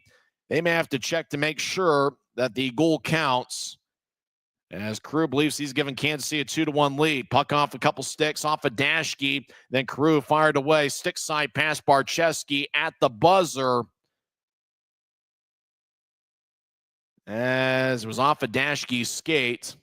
And just looking at it almost in real time, I believe Carew was able to get the goal. He was able to get the shot off And it looks like he's able to get the goal. Would have been nice if they were showing the replay with the clock to figure out how much time was on the clock when Crew had scored. But Kansas City takes a 2-1 lead. And I got to imagine if you're the referee, you got to either check to see how much time there is or check to make sure that the goal was scored before time ran out. As they show the replay now with the time, puck bounced off a Dashkey skate with 2 seconds left, 1 second left, and Crew scored with, well, as they showed the slow motion replay, looks like he scored with 0.3 of a second left in the second period. So it's going to be a 2-1 Kansas City lead. Boy, Barczewski was outstanding for the first 36 minutes or so. Kansas City scored with Chase Brand as he got a one-timer off from the right side 17:57 in. And then on a power play, Kansas City got with 4.4 seconds left as Reed Lepster got called for a high sticking minor. Puck bounced off of 2 sticks and then glanced off a Dashkey skate towards the middle of the ice. Crew spotted it, located it, and he fired it stick side past Barczewski. According to the replay we saw, there probably should be about 0.3 of a second left in the second period. So the goal does count. It's now a 2-1 Kansas City lead. Messner arguing his case. He is pointing to the video board. They did show it in slow motion, and it did look like there was still some time on the clock when Casey Crew got it past the goal line. For Crew, he now has 21 goals on the season. They'll drop the puck at center ice, but it's just going to be a 2-1 Kansas City lead after 2 periods. As Casey Crew laughing, he's sporting a beard. Crew has really been a big part of Kansas City's attack. He has been on a forward line with Cade Borchard and Max Andriov. Borchard, a leading candidate for the league's MVP award. He's currently up in the AHL with Coachella Valley. Max Andriov, who's a top-flight center, is currently out due to an injury. So a guy like Casey Crew, obviously, seeing big minutes as they drop the puck, and they'll do it for 40 minutes. Braden Nicoletts, Landon McCallum have some words as Kansas City doing a little bit of taunting at center ice. That's a tough break for the Grizzlies. They were dominating. You talk about having a 1-0 lead. Barczewski standing on his head. Chase Brand scored with just over 2 minutes left in the second period. And then Kansas City got a power play with 4 seconds left in the second frame. We'd love to see another replay of that penalty, as it almost looked like it was a Kansas City stick that got his own player. That's what Lepster was arguing. And then the Mavericks won the face-off. Puck bounced off a stick, off a skate, and then Crew had a good look down the middle of the ice. And the Mavericks are able to take a 2-1 lead. Crew's goal might be unassisted. Depends on if you call the puck bouncing off a Dashkey skate as redirection. They might give the guy who took the face-off, might give him an assist. We'll check on that on the other side. So Kansas City gets a power play goal, 19:59 into the second period. Mavericks are now 1 for 3 on the power play, and the Grizzlies have yet to get a power play here tonight. We'll come back and recap the first 40 minutes of play. There was certainly a lot more action in the second frame as the Mavericks have a 2-1 lead as they got goals from Chase Brand and Casey Crew. Grizzlies got a second period goal from Briley Wood, who now leads the team with 20 on the season. It's Kansas City 2, Utah 1. We're back in 2 minutes. This is the Utah Grizzlies Hockey Network. Les Schwab changed the tire game more than 70 years ago. Today, we still believe you should get more from less. Like more hustle, less hassle. More of the best service around, less of the runaround. Because we include America's best tire warranty in every tire we sell. So you get more unbeatable warranty, less charging you extra. It's why we're more than proud to say, you get more from less. From commercial to recreational truck accessories, Mountain Land Truck Outfitters has got what you need. Flatbeds, spray and bed liners, lifts and leveling kits, wheels and tires. Mountain Land Truck Outfitters proudly uses a brand you know and trust. And with our experienced, knowledgeable, and friendly staff, your visit here will be informative and enjoyable. Stop into our convenient location in Provo at 265 South 100 West or call 801-225-4637 to get a quote for your fleet. Every new day is a chance to be kinder to your body and your mind. U of U Health is here to help you build strength and confidence every day.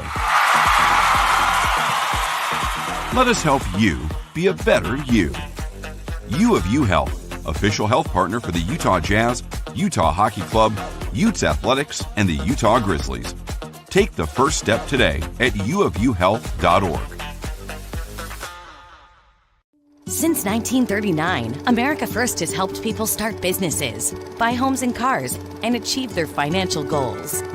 Today, our top priority is still the financial success of you and your family, which is why we're giving new members $100 when they sign up for a basic savings and checking account, and another $100 when they upgrade to premium checking and enroll in and use direct deposit. So head to americafirst.com today and join the credit union that always puts its members first.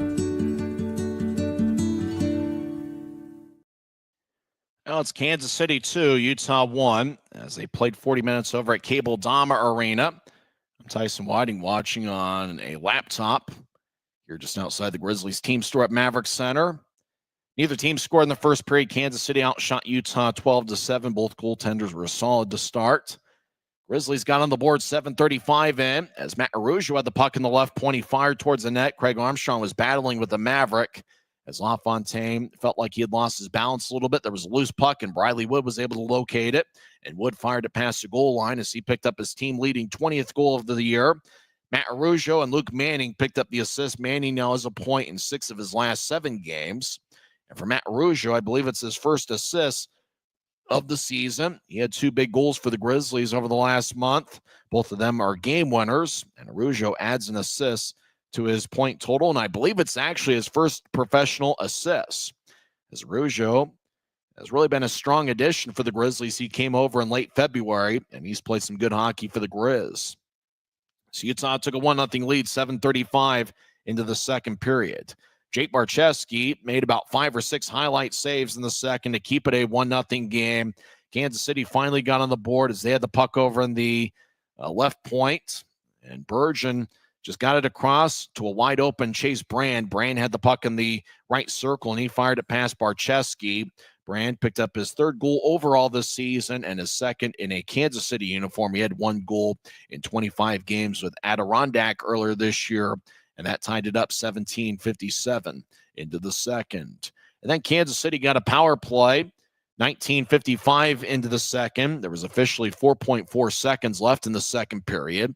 Lebster was battling. His stick lifted off the ground. There was a Kansas City stick that lifted as well, and it was tough to tell in the one replay. Lebster believes it was actually the Kansas City stick that hit Chase Brand in the face, drawing the penalty. But referee Trevor Wolford believed that it was Lebster's stick, and so therefore Kansas City got a power play, and off the drop, the puck bounced off a stick, and then Dashke was in the slot. Puck ricocheted off his skate. Casey Crew got the loose puck down the middle of the ice, and he fired it stick side past Jake Barczewski. When you saw it live, you knew it was pretty close to whether the goal had scored with time still being on the clock. It looked like when you saw it live that you could possibly make a case that time had run out. But after they finally showed a slow motion replay with the clock in the top left corner of the Flow Sports screen, it looked like Casey Crew had scored with 0.3 seconds left in the second period. And after video review, it was determined that it was a good goal for the Mavericks. Crew got his 21st of the year. Crawford and David Cotton picked up the assist. I believe it was Cotton that actually took the face off, and then off of Crawford's stick, slid off of Dashke's skate. Puck just kind of pinballing around. Crew was just in the right place at the right time as he gave Kansas City a 2-1 lead. Mavericks are 1 for 3 on the power play, and the Grizzlies have yet to get a power play, and Utah's certainly hoping that will even itself out in the third period. Grizzlies had 7 shots in the first period, 13 in the second, as they have 20 shots through 2 periods. Kansas City with 12 shots in the first, 17 in the second, as the Mavericks have outshot the Grizzlies in each of the 2 periods tonight. Kansas City has 29 shots to Utah's 20 here so far through 40 minutes. Leading the way for the Grizzlies in shots, looks like it's a 3-way tie. Garrett Pike, Briley Wood, and Matt Araujo each lead the club with 3 shots each. 2 shots each for Dylan Fitz, Luke Lemaster, and Riley Connors, and then a few other Grizzlies with 1 shot through 2 periods. For For the Mavericks, Casey Crew and Jackson Berezowski each have 4 shots. Obviously, Crew found the back of the net, 19:59 into the second period. 3 shots each for Konepke, McPherson. Actually, those are the only 2 with 3 shots, Konepke and McPherson. And then a handful of Mavericks with 2 shots each. Well, it's been a good goaltending matchup. Jake Barczewski has saved 27 of 29. Kansas City's Jack LaFontaine has saved 19 of 20. Well, I think we're hoping it'd be a 1-1 tie at best heading into the third period, but obviously Crew found himself all alone after the puck just kind of bounced off a stick and a skate, and then Crew was able to get one past Barczewski stick side, and it looked like it was a shot that was just kind of had that perfect English on it, and it just had the perfect accuracy. And obviously Casey Crew has been one of the better goal scorers in the league this season. So we'll see what happens in the third period. We will skate 5-on-5 to start the third. As Utah has 8 penalty minutes, Kansas City has 2. But remember, one of those were matching minors, and so we skated 4-on-4 for a little bit. Then the Grizzlies picked up a penalty as Garrett Pike got a cross-checking minor, 13:34 in. At the matching penalties, Lebster got a hook, 13:17 in. McCallum got 2 minutes for diving and embellishment, which I always thought's hilarious. You know, if you say that a guy got a diving and embellishment penalty, are you pretty much acknowledging that there was no hook to begin with, or you exaggerated the hook and that's where the penalty came? I guess when you're saying that somebody got a diving and embellishing penalty, you're not saying that there was no hook, but you are saying that the guy obviously is, as the term would say, just tried to act it out, getting the call. And as a result, that's why we were skating 4-on-4, 13:17 into the second period. For many years, I'd always thought that, well, why'd you call the hook if you're pretty much acknowledging that there wasn't much there with the dive? You know, it's one of those, like, the hook was probably there and the call should have been made, but it's the fact that you kind of flop and, do what you can to make sure you get the call that, a couple times a year, a referee is going to be like, nah, I'm not giving it to you. You get a penalty as well. And it was 17 seconds after the matching minors where Garrett Pike picked up a cross-checking minor. That was 13:34 in. And then while we were skating 4-on-3 with Kansas City on the power play, Mick Messner picked up a tripping minor, 14:24 in. And then the referee pretty much had a conference with everybody to make sure they were squared away as to what happened. They stayed 4-on-3. It wasn't like Kansas City added a player and made it 5-on-3. So they played out the 4-on-3, and then it became a 5-on-3 for, I believe, that 17-second stretch. For about a 17-second stretch where McCallum came out of the box, and then when Pike's penalty came up, I guess we had to be there to really see how the sequence played out. And then 17 seconds after that, Grizzly came out of the box and we started skating 5-on-4. And it was when it became a 5-on-3, that's when the clock on the Messner penalty started. So Messner actually spent more than 2 minutes in the penalty box, as his penalty didn't start until the first penalty came up on the 4-on-3, I think. But then again, it's one of those that's a sequence you see, maybe once a year in the entire league. But every referee is always proud when it does come up, because if they get it right, obviously they look like they know what they're doing. But then, Grizzlies did a good job on that penalty kill, and in particular, Jake Barczewski. That's where he made 2 or 3 of those highlight saves to, at that point, keep it a 1-0 game. But 2 late second period goals give the Mavericks a 2-1 lead heading into the third. When we come back, we'll go over the one NHL game tonight. We'll see if Pittsburgh held on to that third period 5-2 lead. And we'll also go over some other scores along the 4-letter league, as it's a busy night across the ECHL. After 2 periods, it's Kansas City 2, Utah 1. This is the Utah Grizzlies Hockey Network. Mavericks' new bean-to-cup machines always deliver a freshly ground cup of coffee on demand, so you can enjoy any of our premium roasts at their best, day or night, hot or iced. Enjoy a fresh cup today. Since 1939, America First has helped people start businesses, buy homes and cars, and achieve their financial goals. Today, our top priority is still the financial success of you and your family, which is why we're giving new members $100 when they sign up for a basic savings and checking account, and another $100 when they upgrade to premium checking and enroll in and use direct deposit. So head to americafirst.com today and join the credit union that always puts its members first.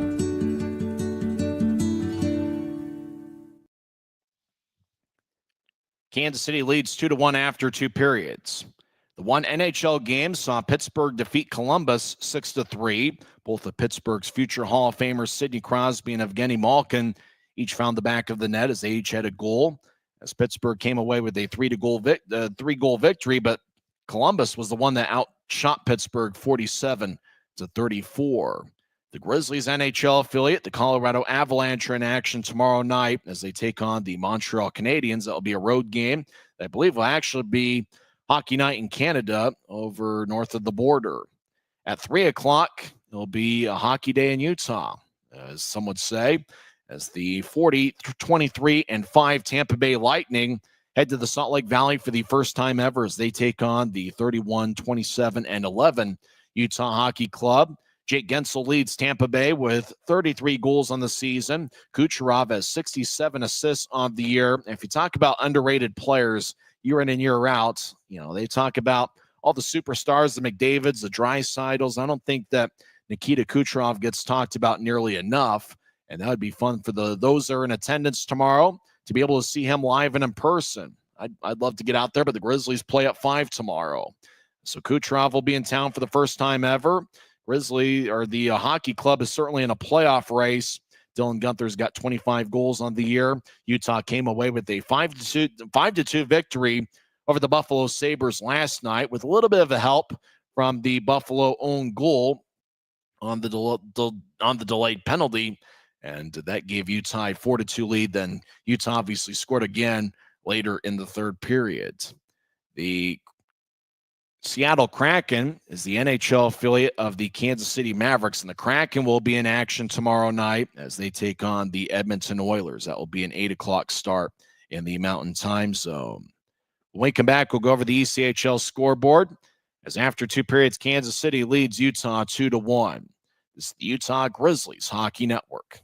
From commercial to recreational truck accessories, Mountain Land Truck Outfitters has got what you need. Flatbeds, spray and bed liners, lifts and leveling kits, wheels and tires. Mountain Land Truck Outfitters proudly uses a brand you know and trust. And with our experienced, knowledgeable, and friendly staff, your visit here will be informative and enjoyable. Stop into our convenient location in Provo at 265 South 100 West or call 801-225-4637 to get a quote for your fleet or individual truck. Mountain Land Truck Outfitters. Busy night across the 4-letter league. Let's see if we'll go over some scores. A few games have gone final. A game played in Fishers, Indiana, hometown of Mike Folta. Indy came away with a 3-1 victory. Former Grizzly Nathan Burke had one of the 3 Indy goals. In a shootout, Reading came away with a 2-1 comeback victory over Jeff Carr's Norfolk Admirals. Trois-Rivières defeats Adirondack 6-1. South Carolina blows out Greenville 5-1. Late in the third period, Maine has a 5-3 lead over Worcester. Wheeling and Toledo are currently in overtime at 2. So both teams will get a standing point. Toledo is 39-15, 7-1 on the year. The Florida Everblades have a 3-2 lead over Savannah. That game has 5 minutes left in the third. After 2 periods, Kalamazoo has a 5-3 lead over the Bloomington Bison. The newest member of the Kalamazoo Wings, Jack Clement, who was acquired in a trade with Tulsa. Clement, who was a college teammate with Derek Dashke at Miami of Ohio, has one of the 5 Kalamazoo goals. After 2 periods, Fort Wayne leads Iowa 2-1. Former Tulsa Oiler product and former Allen American Kyle Krankovic has one of the 2 Fort Wayne goals. After 2 periods, Tulsa leads Tahoe 2-1 in a battle of teams that are projected to make the playoffs in the Mountain Division. McGrew has the Tahoe goal, and Tulsa's gotten goals from Nelson, and Daniil Ladigan has also found the back of the net. After 1 period, Wichita got a goal from Tyler Jetty as they lead Rapid City 1-0. That looks to be a pretty interesting matchup. Wichita had 14 first-period shots, and Rapid City had 13. After one period over at Idaho Central Arena, there's still no score. The Steelheads outshot the Allen Americans 14-8 in the first period. And don't forget, the Allen Americans will be the Grizzlies' opponent next week at Mavericks Center. That should be an exciting 3-game series, and I'm certainly looking forward to seeing some hockey live and in person, to be able to actually see everybody on the ice. And you get a crazy situation where you got to do some complicated math. It'd be fun to actually see some hockey and figure out what's going on live and in person. And don't forget to get your tickets at UtahGrizzlies.com, as there's only 5 more chances to see the Grizzlies in person for the 2024-25 season. Next Wednesday will be a Bud Light Wednesday, and that's the first of a 3-game set. That's going to be on Wednesday, March 26th. And don't forget that Friday night, 7 days from now, will be an AFCU Friday, and it's also going to be Youth Sports Night. If I remember right, that might be the first Youth Sports Night in recent Grizzlies memory, and that'll be next Friday, March 28th. And then Retro Night, where the Grizzlies are wearing sweet-looking specialty jerseys. That's going to be on Saturday, March 29th, 8 days from now. And Retro Night is presented by Hercules First Credit Union. Go to the Grizzlies social media channels to see what those throwback jerseys look like. And then the Tahoe Night Monsters will be in town for a 2-game set, April 4th and 5th. April 4th is going to be Star Wars Night, and April 5th is Fan Appreciation Night presented by Les Schwab Tires. Well, both teams are on the ice, and it looks like we're about set for third period action. We will skate 5-on-5, and for the Grizzlies, like Kansas City picked up a break there. Puck bounced off the skate and a stick, and then the KC crew was able to score with what we believe was 0.3 seconds left in the second period. Grizzlies will start the third period with Adam Berg, Mick Messner, and Reed Lepster, and we believe a defensive pairing of Cooper Jones and Derek Dashke. Nolan Sullivan will start the third period, taking the draw against Mick Messner at center ice. Grizzlies will skate from right to left as we attempt to see the game on Flow Sports. Kansas City will move from left to right. Grizzlies with a quick cross-ice pass that goes past everybody and all the way down. And no icing though on the play, as Grizzlies over in the left corner of the offensive zone as Lepster gets pushed in the back. And a Grizzly goes down. Messner battles with the Maverick. Kansas City has each of the 3 power plays tonight. Puck slides towards the left wing. Berg will skate off the screen. He's so fast towards the left corner as he gets hit by Sullivan. Puck towards the right wing. Grizzlies continue their battle. Puck bounces down the middle of the ice. Berg skates in. Lefty shot. Kick saved by LaFontaine. He made a great stop. The whistle blows. And Luke Lohide, he was battling with Berg. Boy, Berg had the puck down the middle of the ice. Didn't have much of a shooting angle as Lepster had a glance off the stick. And I think it was Messner that centered it. Berg just tried to get around LaFontaine. LaFontaine kicked his right pad out. He made the stop. Slashing is going to be the call, and it looks like the Grizzlies will get their first power play of the game. So Adam Berg not only got a great centering pass from Mick Messner and had a good look, but Berg drew a penalty as Luke Lohite goes to the box. 2 minutes for slashing as Lohite was battling with Berg. And if you're a Kansas City fan, I'm not sure you necessarily like that call. And the hook or the slash must have came earlier than that. There wasn't much that Lohite did, but the Grizzlies get the call. They're on the power play for the first time tonight. Mavericks win the faceoff, and they'll clear it all the way out. It's 2-1 Kansas City. Grizzlies are looking for the tying goal. Derek Dashke leads Utah with the power play points this season with 19. He'll drop it off. Grizzlies cross center ice. Down the middle of the ice, Manning, who's got 1 assist tonight, negotiates his way around 4 Mavericks. He'll skate towards the left corner. Grizzlies tap it up top. Somebody off the screen has it. Dashke over to the right side as Ness will drop it off. Right wing, Masha Donato fires towards the net. Stick saved by LaFontaine. Will force the puck towards the Kansas City backboards. Grizzlies will nudge their way towards the near corner. A Grizzly gets hit in the back. Jimmy Mazza fanned on clearing it out as he battles with Griffin Ness. Messner in the area. He'll bounce to the corner. Connors chases after it, but it goes towards Kansas City. And Mazza will get it, and he'll clear it all the way out. Actually, that might have been David Cotton that cleared it out. We're halfway through Utah's first power play and 1.5 minutes into the third period. Mavericks lead 2-1. Grizzlies switched up a couple skaters. Kansas City made a full line change. As the Grizzlies dance around, Bradley Wood over in the right point. As he'll get it towards Ness. Ness just outside the right circle, slide it up top. Pike, shoulder fakes. Now he gets it towards Ness. Ness to the right goal line. Now back to Ness. One-timer. He didn't get much on it as it bounced off the Maverick, who flexes his stick. Puck towards the left corner. Wood feeds from one corner to the other. Loose puck. Messner chases after it, as does Berg and Ness. As a Grizzly goes down, no call on the play. Mavericks throw it towards the middle of the ice, and they are able to clear it out. Barczewski plays behind his net. He'll drop it for Pike. 15 seconds on a moving clock on the power play. Pike quick pass to his right. Grizzlies step over the line. Wood spins around. Now he twirls towards the right side. He will get it to the left point for Araujo. Araujo will pedal towards the high slot, and he'll nudge it to his left. Grizzlies will get the puck towards the left goal line. Berg, sharp-angled shot saved by LaFontaine. Coming out of the penalty box is Luke Lowhite. Grizzlies are now 0 for 1 on the power play tonight. Puck to Neutrice. Quick cross-ice pass off the near wing wall. Mavericks dance around in the right corner. They couldn't get a centering pass off. Grizzlies will clear it back to center. Mavericks regather it as Utah will switch lines 3 minutes into the third period. Mavericks back in their own zone near the corner. Nicolette's, who's played a physical brand of hockey, he's battling with Lowhite. Puck goes back towards the right corner. Mavericks will kick it off the skate of Lowhite. He'll get it, and he'll drop it for Maz, who gets the center ice, and he'll dump it in. As Mavericks will skate around Barczewski's net towards the near side. As behind Barczewski's net, puck will slide towards the right corner. Now Jimmy Maz at the right point. He'll toss it back towards the left corner. Mavericks will skate back towards the left point, drop it back towards the corner as the whistle blows.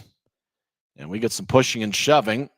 Looked like Diamond Hands was getting after it with Aaron Aragon. Unfortunately, my screen was freezing back and forth. Now Diamond Hands taking it up with Nicolette's with a linesman nearby. Now Diamond Hands yelling at the Grizzlies bench.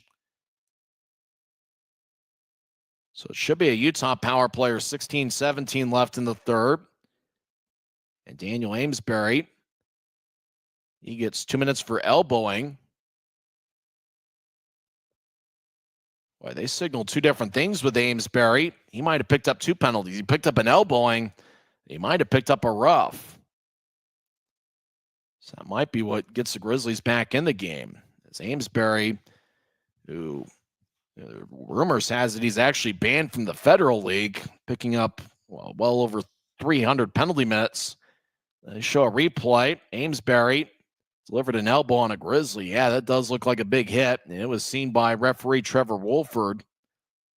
And then it looked like there was another signal. Amesbury might have picked up 2 separate penalties.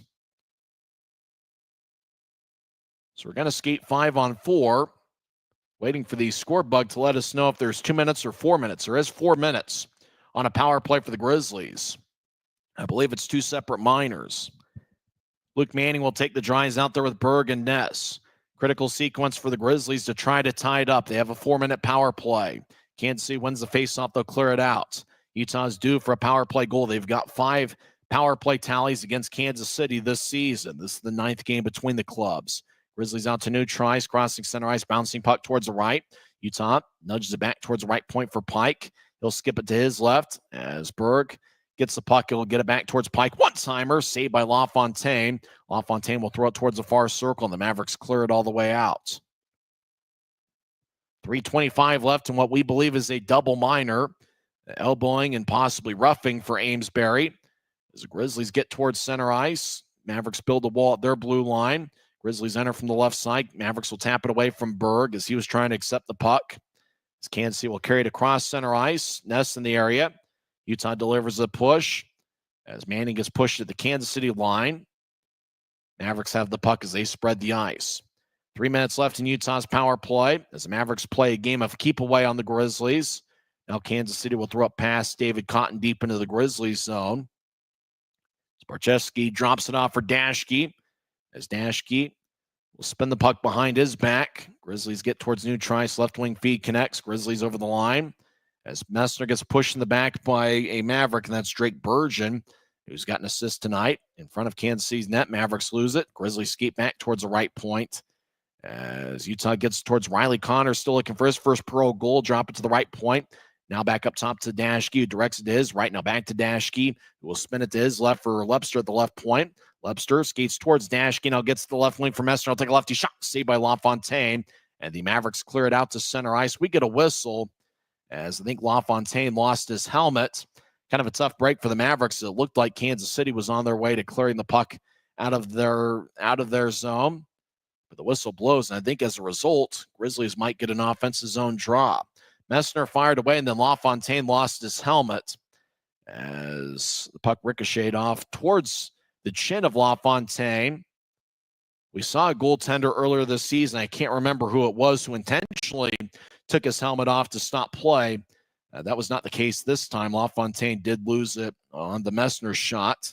I can't remember who that was that the Grizzlies played. He was sitting on his back, and he was off balance, and he just intentionally took his helmet off. I wish I remembered who that was because that was a crazy sequence. Kansas City wins the draw. They clear it out. On this case, though, it bounced off the bottom portion of LaFontaine's helmet, and it just came off naturally. Grizzlies cross center ice. Zell backhanded into the right corner. Mastrodonato chases after. He gets double-teamed. Grizzlies towards the right side, feather it across as Utah will chase after along the left wing wall. Messner back towards Mastrodonato. It will cycle it back along the wall towards Lebster as he'll drop it. Cooper Jones gets up top to Dashke. Across to Mastrodonato, over to Lebster. One-timer, kick saved by LaFontaine. Grizzlies score! Reed Lebster gets a power play goal. Connors was in the area as well. And looks like Reed Lebster gets his 18th of the year. So we're tied at 2. Grizzlies got it towards Lebster, and he fired it stick side past LaFontaine. So Grizzlies, you knew they were due for a power play goal. Mastrodonato had it to the right side, fed it across towards Lebster, and Lebster's one-timer was able to get past a sprawling LaFontaine, who moved quickly towards his right, but Lebster is able to get it past the goal line. So Grizzlies get a power play goal as Christian Horn, the Grizzlies assistant coach, pats Reed Lebster on the back. Lebster extends his point-scoring streak to 4 games. As he gets his 18th of the year, Mastrodonato will get the main assist. The Maestro now has 25 assists on the year. And it's anybody's game as we're tied at 2 as the Grizzlies scored in the second half of the double minor. Utah will tap it off the near wing wall. Grizzlies skate from right to left during the period. As Kansas City skies it towards center ice. Cole battles, but Wood takes it. Wood gets hit in the back by Owen Cole. As puck goes deep into the Mavericks zone, loose puck, Kansas City will tap it off of McCallum's stick as the puck hipping up towards center ice.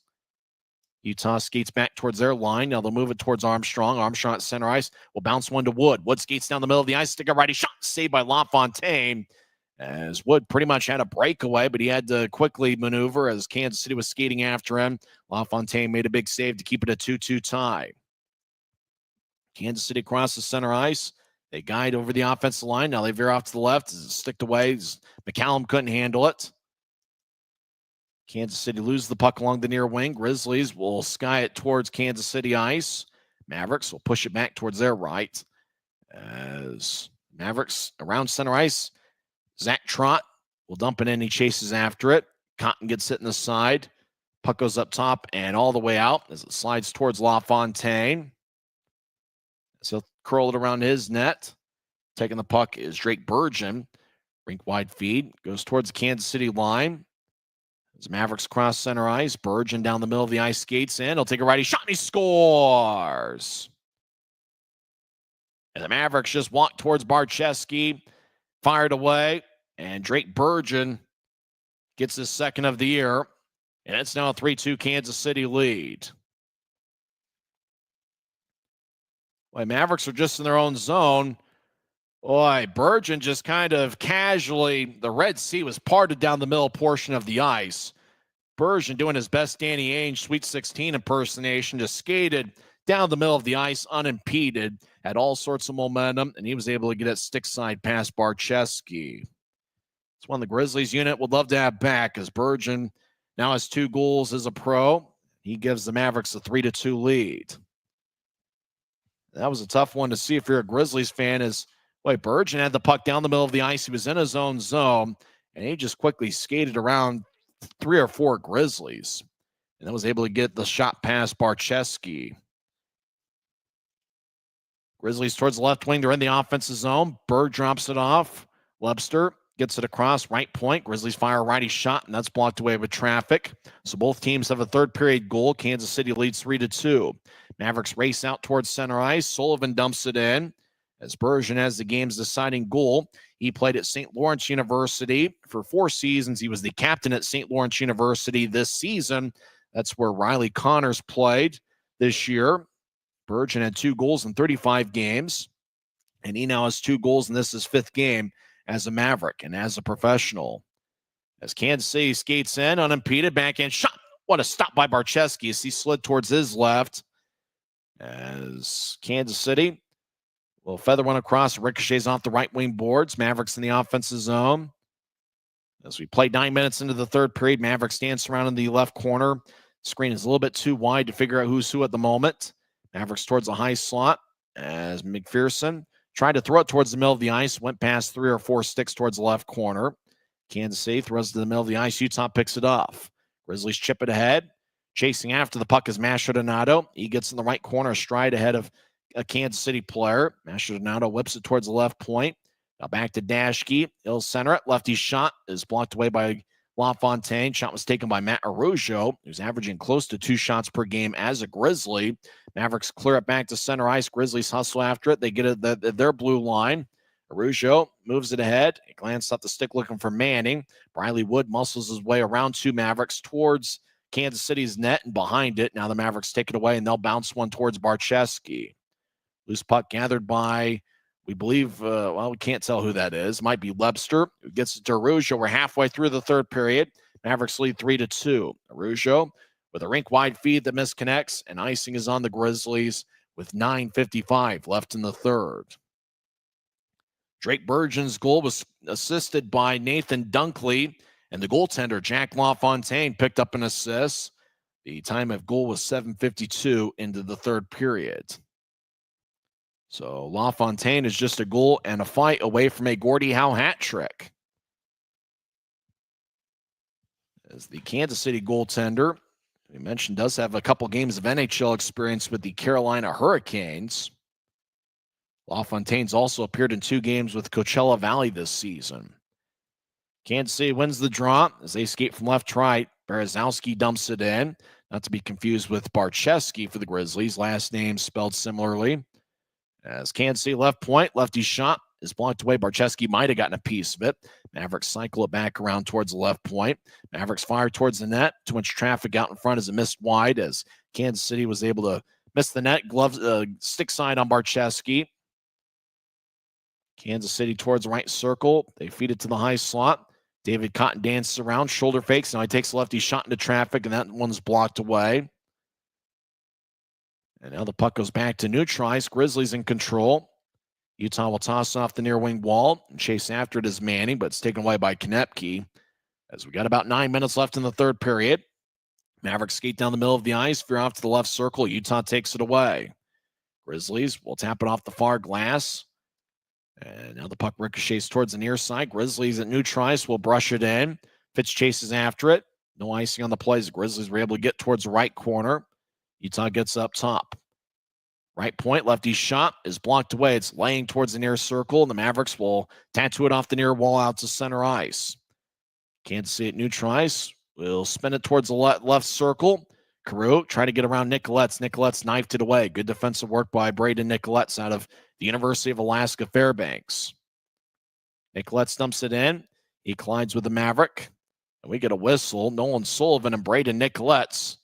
A little bit of pushing and shoving near the Mavericks bench. Now the Mavericks taunt Nicolet's. 8:20 left in the third period. And Kansas City has a 3-2 lead.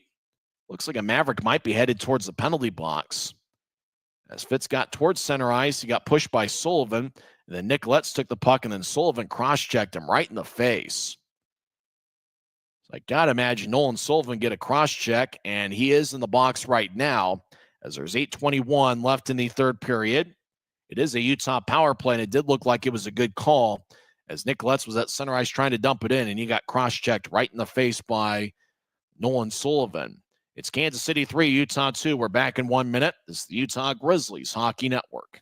From commercial to recreational truck accessories, Mountain Land Truck Outfitters has got what you need. Flatbeds, spray and bed liners, lifts and leveling kits, wheels and tires. Mountain Land Truck Outfitters proudly uses a brand you know and trust. And with our experienced, knowledgeable, and friendly staff, your visit here will be informative and enjoyable. Stop into our convenient location in Provo at 265 South 100 West or call 801-225-4637 to get a quote for your fleet or individual truck. Mountain Land Truck Outfitters.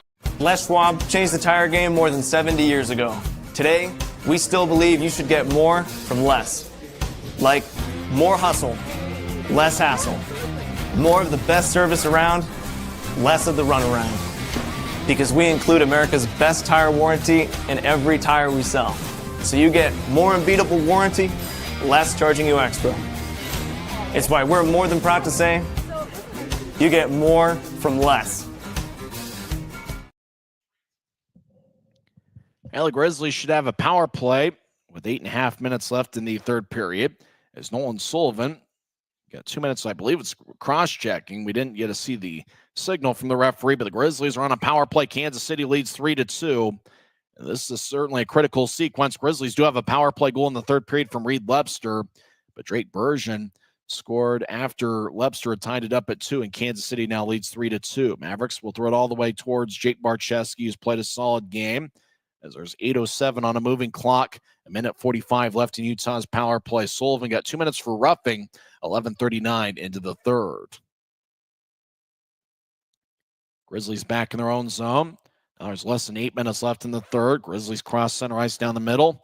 Left wing chip towards Riley Connors. He'll feed it towards the left corner. Mavericks bounce it out of play. Grizzlies want delay of game. Cotton was in the area. I think the puck ricocheted off the protective netting. So there's 7:45 left in the third. Trials going to be in the Mavericks zone. A minute 25 is left in Utah's power play. Boy, after seeing a scoreless first period, I thought it was going to be a little bit more lower scoring. We've seen some crazy things happen here over the last period and a half. Messner will take the draws out there with Lebster and Riley Connors. Kansas City wins the draw. They'll throw it up and out as it goes past Dashke. Dashke's up top with Mastrodonato. Dashke runs it down in the near circle of the Grizzlies zone. Utah skates from right to left as we attempt to see the game on Flow Sports. As Grizzlies out towards new tries, Mastrodonato skates down the middle. He'll veer it off to the left for Messner. Messner gets spun around. Mastrodonato 3-on-3 battle, and him, Messner, and Connors chipping away. David Cotton among those on Kansas City's side. Puck goes up top to Dashke. He'll get it towards his right. Lebster back to Dashke. He'll fake it to Mastrodonato and slide it towards Lebster. Back to Dashke in the high slot. Over to Lebster right wing. Lebster will feed it to the right goal line.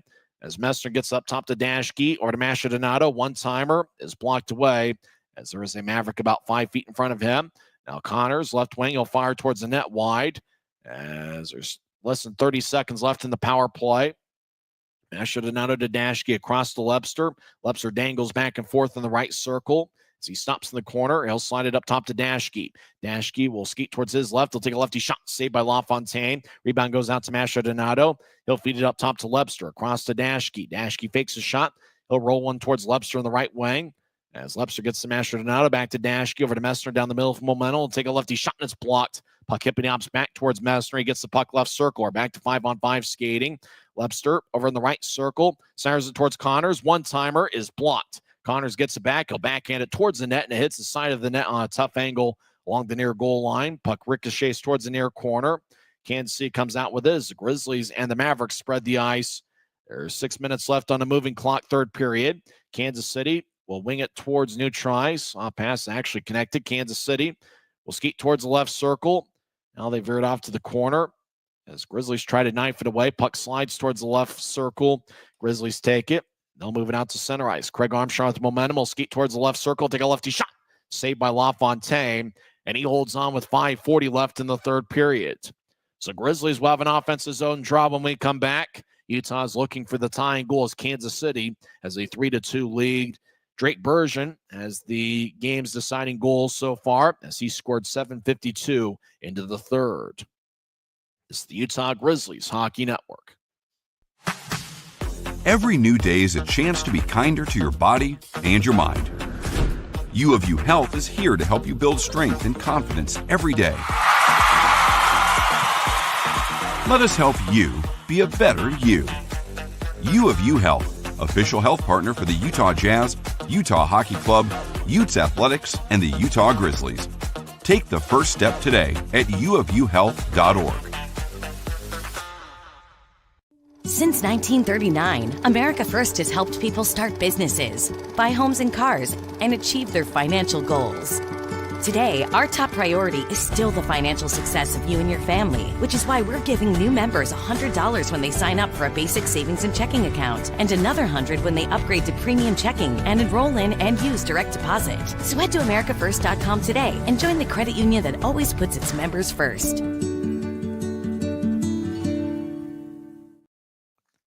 We'll see if the Grizzlies can find a way to get the tying goal, as there's 5.5 minutes left in the third period. Both teams have a power play goal. Utah's 1 for 4 on the power play. Kansas City's 1 for 3, but we're skating 5-on-5. Grizzlies have outshot the Mavericks 8-2 in the third period. Utah down the right side win the faceoff as Grizzlies' Luke Lemaster fires towards the net. A lot of traffic, and it's blocked away as it goes out of play. 5 minutes and 30 seconds are left in the third as they showcase Zach Trott, who blocked the shot.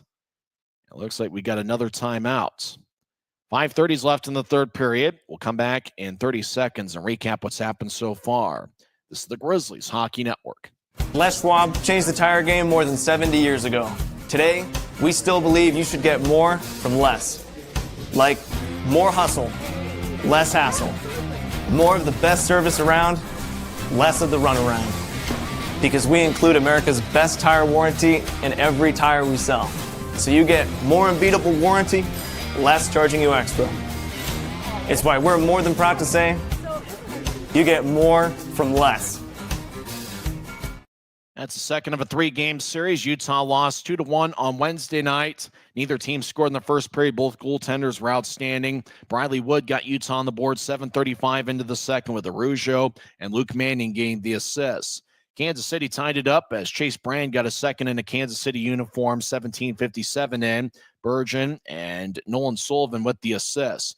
Kansas City got a power play with 4.4 seconds left in the second period. Puck bounced off a stick, off a skate, on towards Casey Crew down the middle of the ice, and he fired it stick side past Barcheski as the Mavericks scored with 0.3 seconds left in the second period. They led 2-1 after 2 periods. Reed Lebster tied it up on a power play goal, 6:10 into the third period. Mastrodonato and Dashke got the assists. And then Kansas City took the lead as Bergen scored his second of the year, 7:52 in. Dunkley and LaFontaine with the assists. 5:12 on a moving clock. Grizzlies skate down the middle of the ice. Manning extends his stick. Kansas City pokes it away. Mavericks out towards center ice. Grizzlies on him like a cheap suit. As Kansas City will slide it towards the near wing wall. Grizzlies get it. Less than 5 minutes left. Utah on Wednesday night was frantically looking for the tying goal and couldn't find a way to get many chances. We'll see how many chances the Grizzlies get in the final 5 minutes. Pike will slide one towards his right. Grizzlies get towards center ice and dump it in. Griffin Ness chasing after it, as is Riley Connors. Puck slides towards the near wall as Cole will move it to his left. Mavericks with the left wing pass. It glanced off the stick. It goes deep into the Grizzlies zone. Barcheski will curl the puck around his net.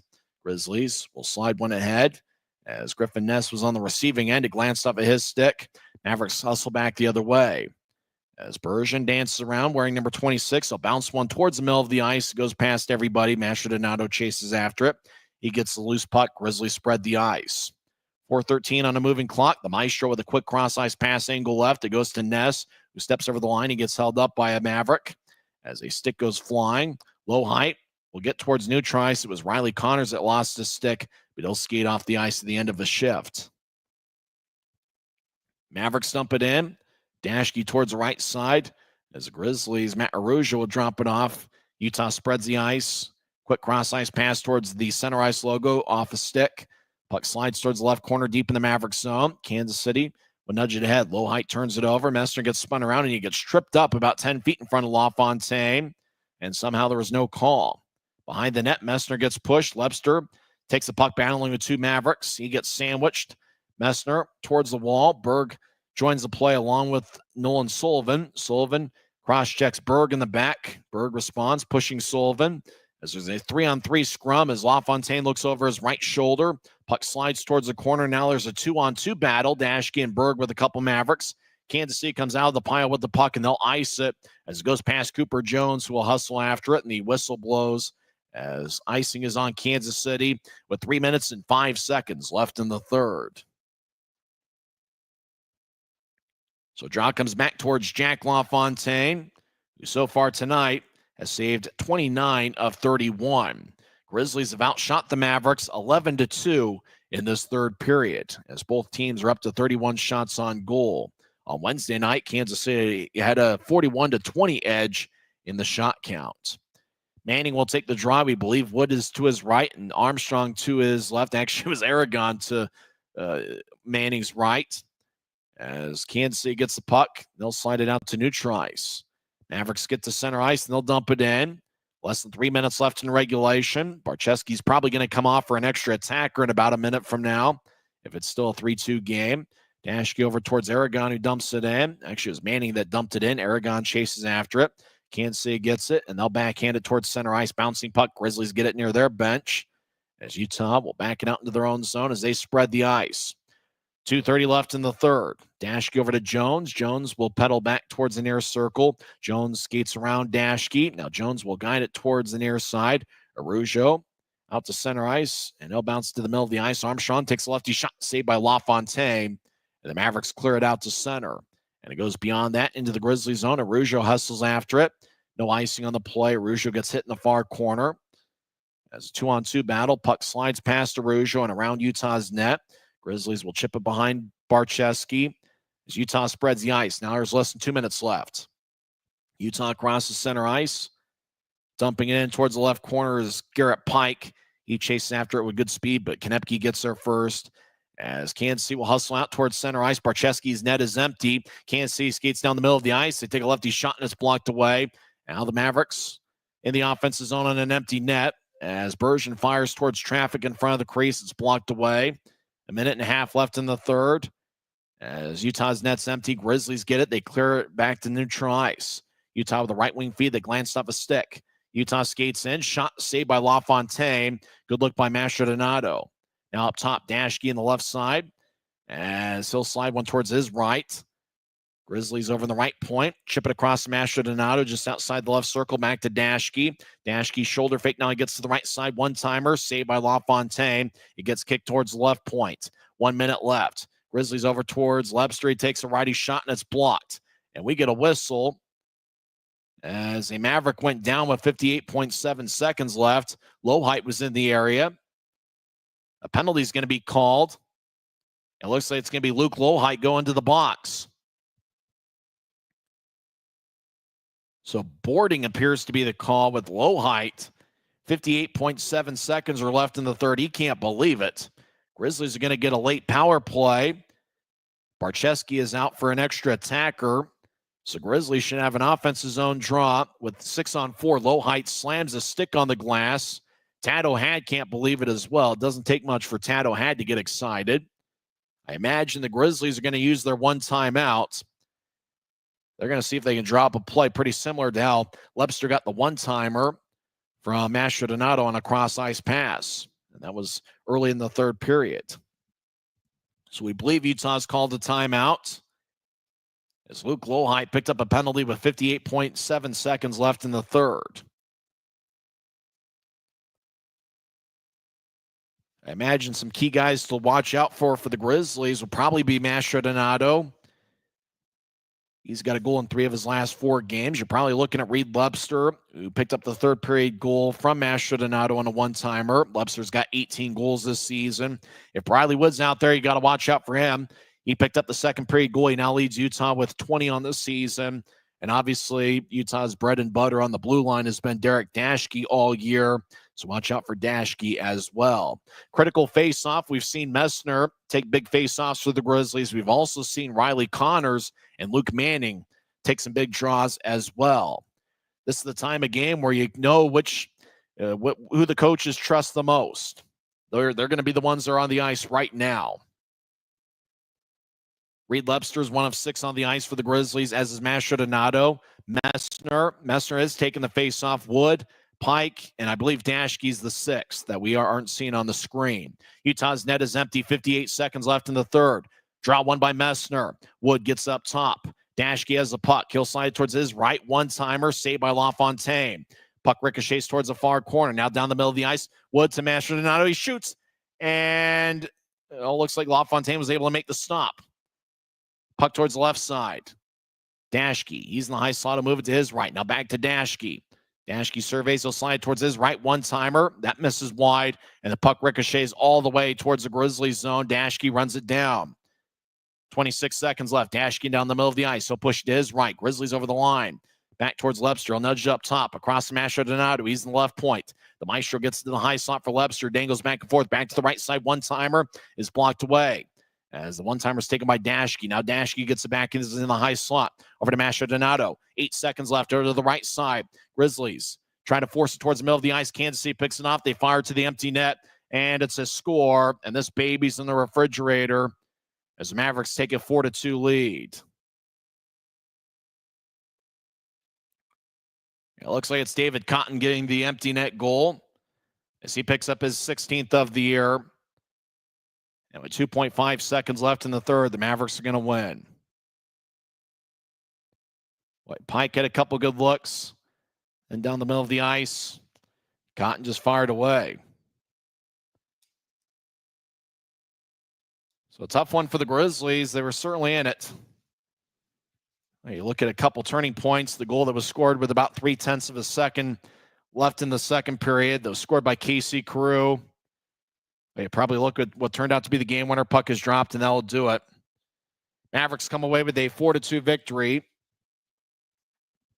as they got goals from 4 different players. Game winner was scored by Drake Burgeon as he was in his own zone, just skated down the middle of the ice from one blue line to the other. Got into the Grizzlies zone, and 7:52 into the third. Gave Kansas City a 3-2 lead. And then David Cotton scored the empty netter, 19:57 in. Even though the Grizzlies outshot the Mavericks 15-3 in the third period, they just couldn't find a way to get the tying goal at 3. And then obviously Kansas City with the empty netter comes away with a 2-goal victory. So it's a tough loss for the Grizzlies. They've now lost each of the first 2 games of the series. Grizzlies' record falls to 20, 35, 6-2. Kansas City with the victory. Their record goes to 41, 16, 4-1. Grizzlies got a second period goal from Briley Wood and a third period goal from Reed Lebster. They had a power play over the final minute of the third period. Grizzlies had some looks. I thought Mastrodonato, where there's a little bit of a hesitation, even Mastrodonato was kind of trying to figure out where the puck was. He had a good look in the left circle and just somehow couldn't connect on it. And it looked like Pike had a couple good one-timers from the right wing. It just wasn't meant to be. Final score, Kansas City 4, Utah 2. Post-game show starts in 30 seconds. This is the Utah Grizzlies Hockey Network. From commercial to recreational truck accessories, Mountain Land Truck Outfitters has got what you need. Flatbeds, spray and bed liners, lifts and leveling kits, wheels and tires. Mountain Land Truck Outfitters proudly uses a brand you know and trust. And with our experienced, knowledgeable, and friendly staff, your visit here will be informative and enjoyable. Stop into our convenient location in Provo at 265 South 100 West or call 801-225-4637 to get a quote for your fleet or individual truck. Mountain Land Truck Outfitters. Final score, Kansas City 4, Utah 2. Cotton's empty net goal was scored shorthanded. Utah is now 0-7 this season when allowing a shorthanded goal. On the other side, the Grizzlies are 6-0 when scoring a shorthanded goal this season. Neither team scored in the first period. Both goaltenders and defensive units were brilliant. Kansas City outshot Utah 12-7 in the first period. Mavericks had a 17-13 edge in the shot count in the second frame, but it was the Grizzlies that got on the board first. Utah has now scored first in each of the 2 games in this series. Briley Wood got his 20th of the year. Luke Manning had the puck in the left point. He dropped it for Araujo. Araujo fired towards the net. Craig Armstrong, who didn't get a point on the play, but he was battling out in front. He might have made contact with LaFontaine. The official, Trevor Wolford, the referee, said it was incidental, apparently. Then there was a loose puck, and Briley Wood was able to locate it, and he was able to fire it past LaFontaine. With Wood's 20th goal of the year, he now breaks a tie with Neil Shea for the club lead. Shea's been out over the last 8 or 9 games with an upper body injury, has 19 goals in 36 games.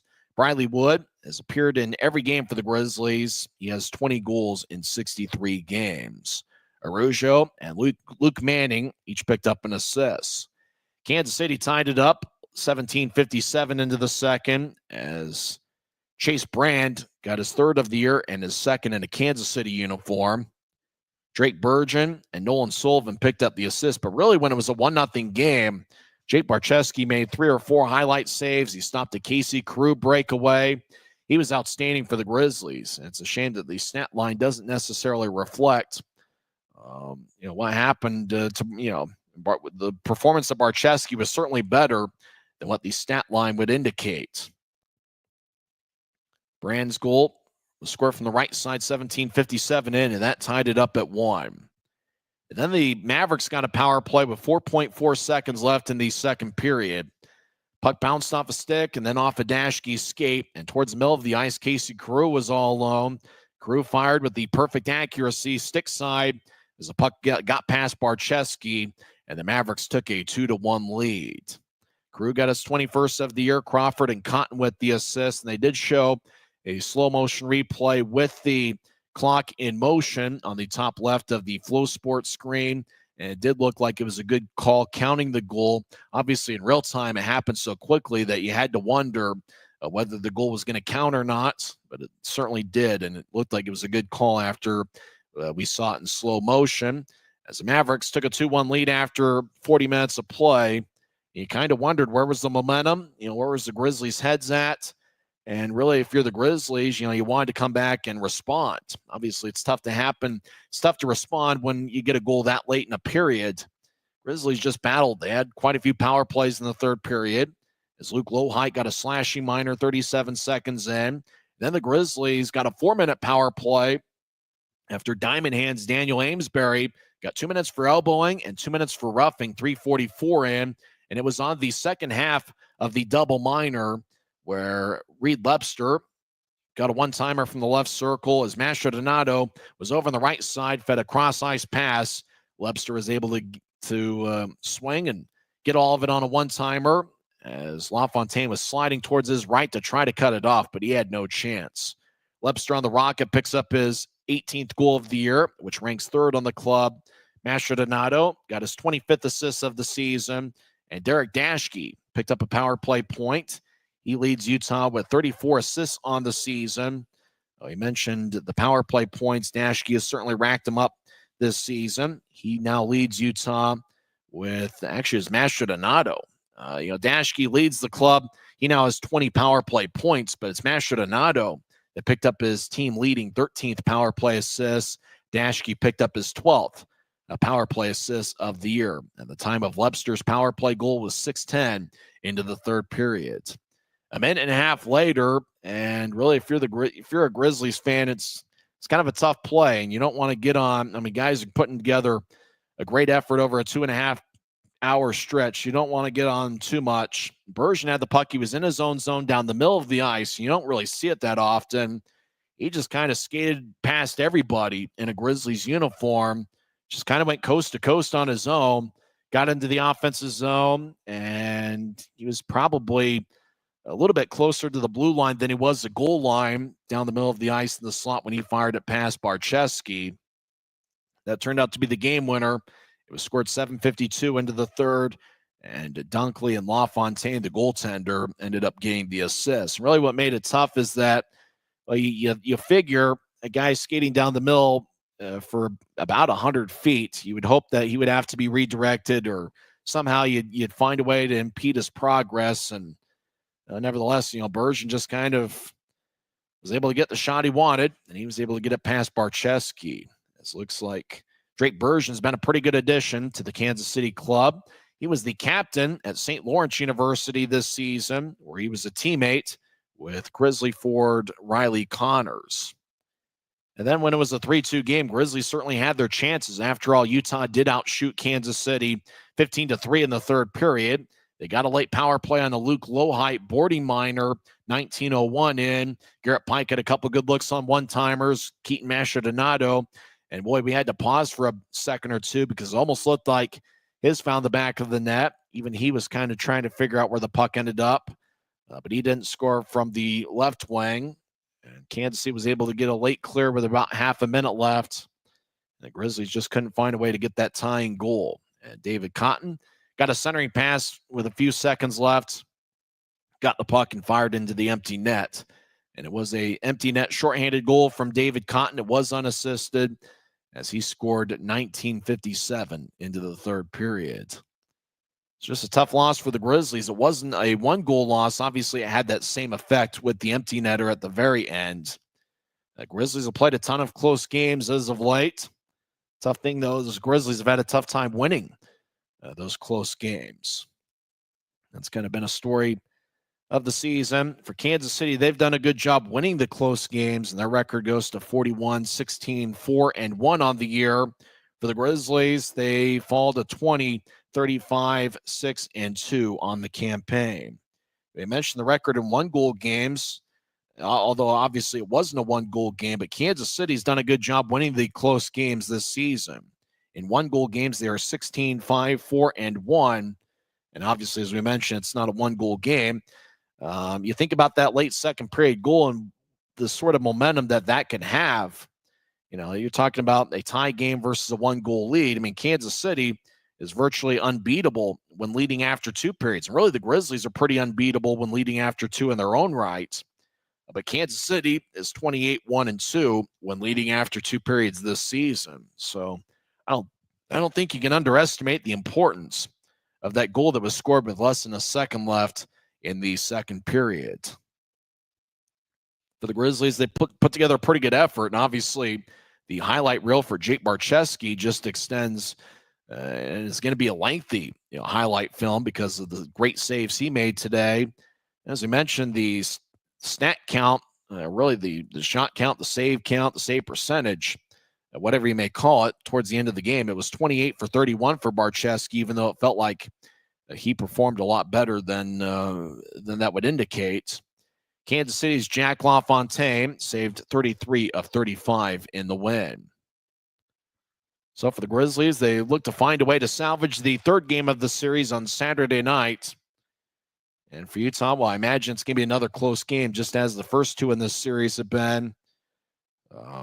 Grizzlies were able to get to 2 goals. Unfortunately, it just wasn't meant to be, as Kansas City came away with a 4-2 victory. So how about wrap things up? We're hanging out at the Grizz Cave just outside the Grizzlies team store. Thanks for your patience tonight. Unfortunately, with these remote feeds, we're at the mercy of what we see, and unfortunately, we don't get to see a whole lot. But we just tried to do the best we could and have some fun with it, and we'll see what we can do tomorrow evening. It'll be the last game of the 6-game road trip, and for the Grizzlies, after tomorrow, they will be at home for 5 straight games, beginning on Wednesday night as they start a 3-game series with the Allen Americans. Note the start time for tomorrow is going to be a little bit different. It's going to be a 5 o'clock Mountain Time Zone start. Pre-game coverage will be at 4:50, so the game is going to start an hour earlier on Saturday night. Well, we hope you enjoyed the broadcast, if not necessarily the final outcome. Once again, in 2 hours and 25 minutes, in front of a crowd of 3,524 over at Cable Dahmer Arena, it was the Kansas City Mavericks coming away with a 4-2 victory. Before we go, let's go over the 3 stars of the game. Third star was Chase Brand. Brand scored Kansas City's first goal of the night. He scored with 2:03 left in the second period. He's the third star. Second star is Casey Carew. Carew had 1 goal and had 4 shots. His goal came with 4/10, or somewhere around 3/10 of a second left in the second period. He's the second star. And Drake Burgeon, who had 1 goal and 1 assist. He was the St. Lawrence captain this season. He is the number 1 star of the game. Next broadcast of Grizzlies hockey will be tomorrow night.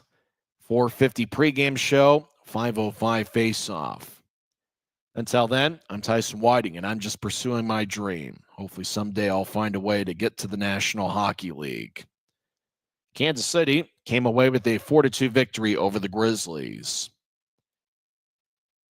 Have a good night, everybody.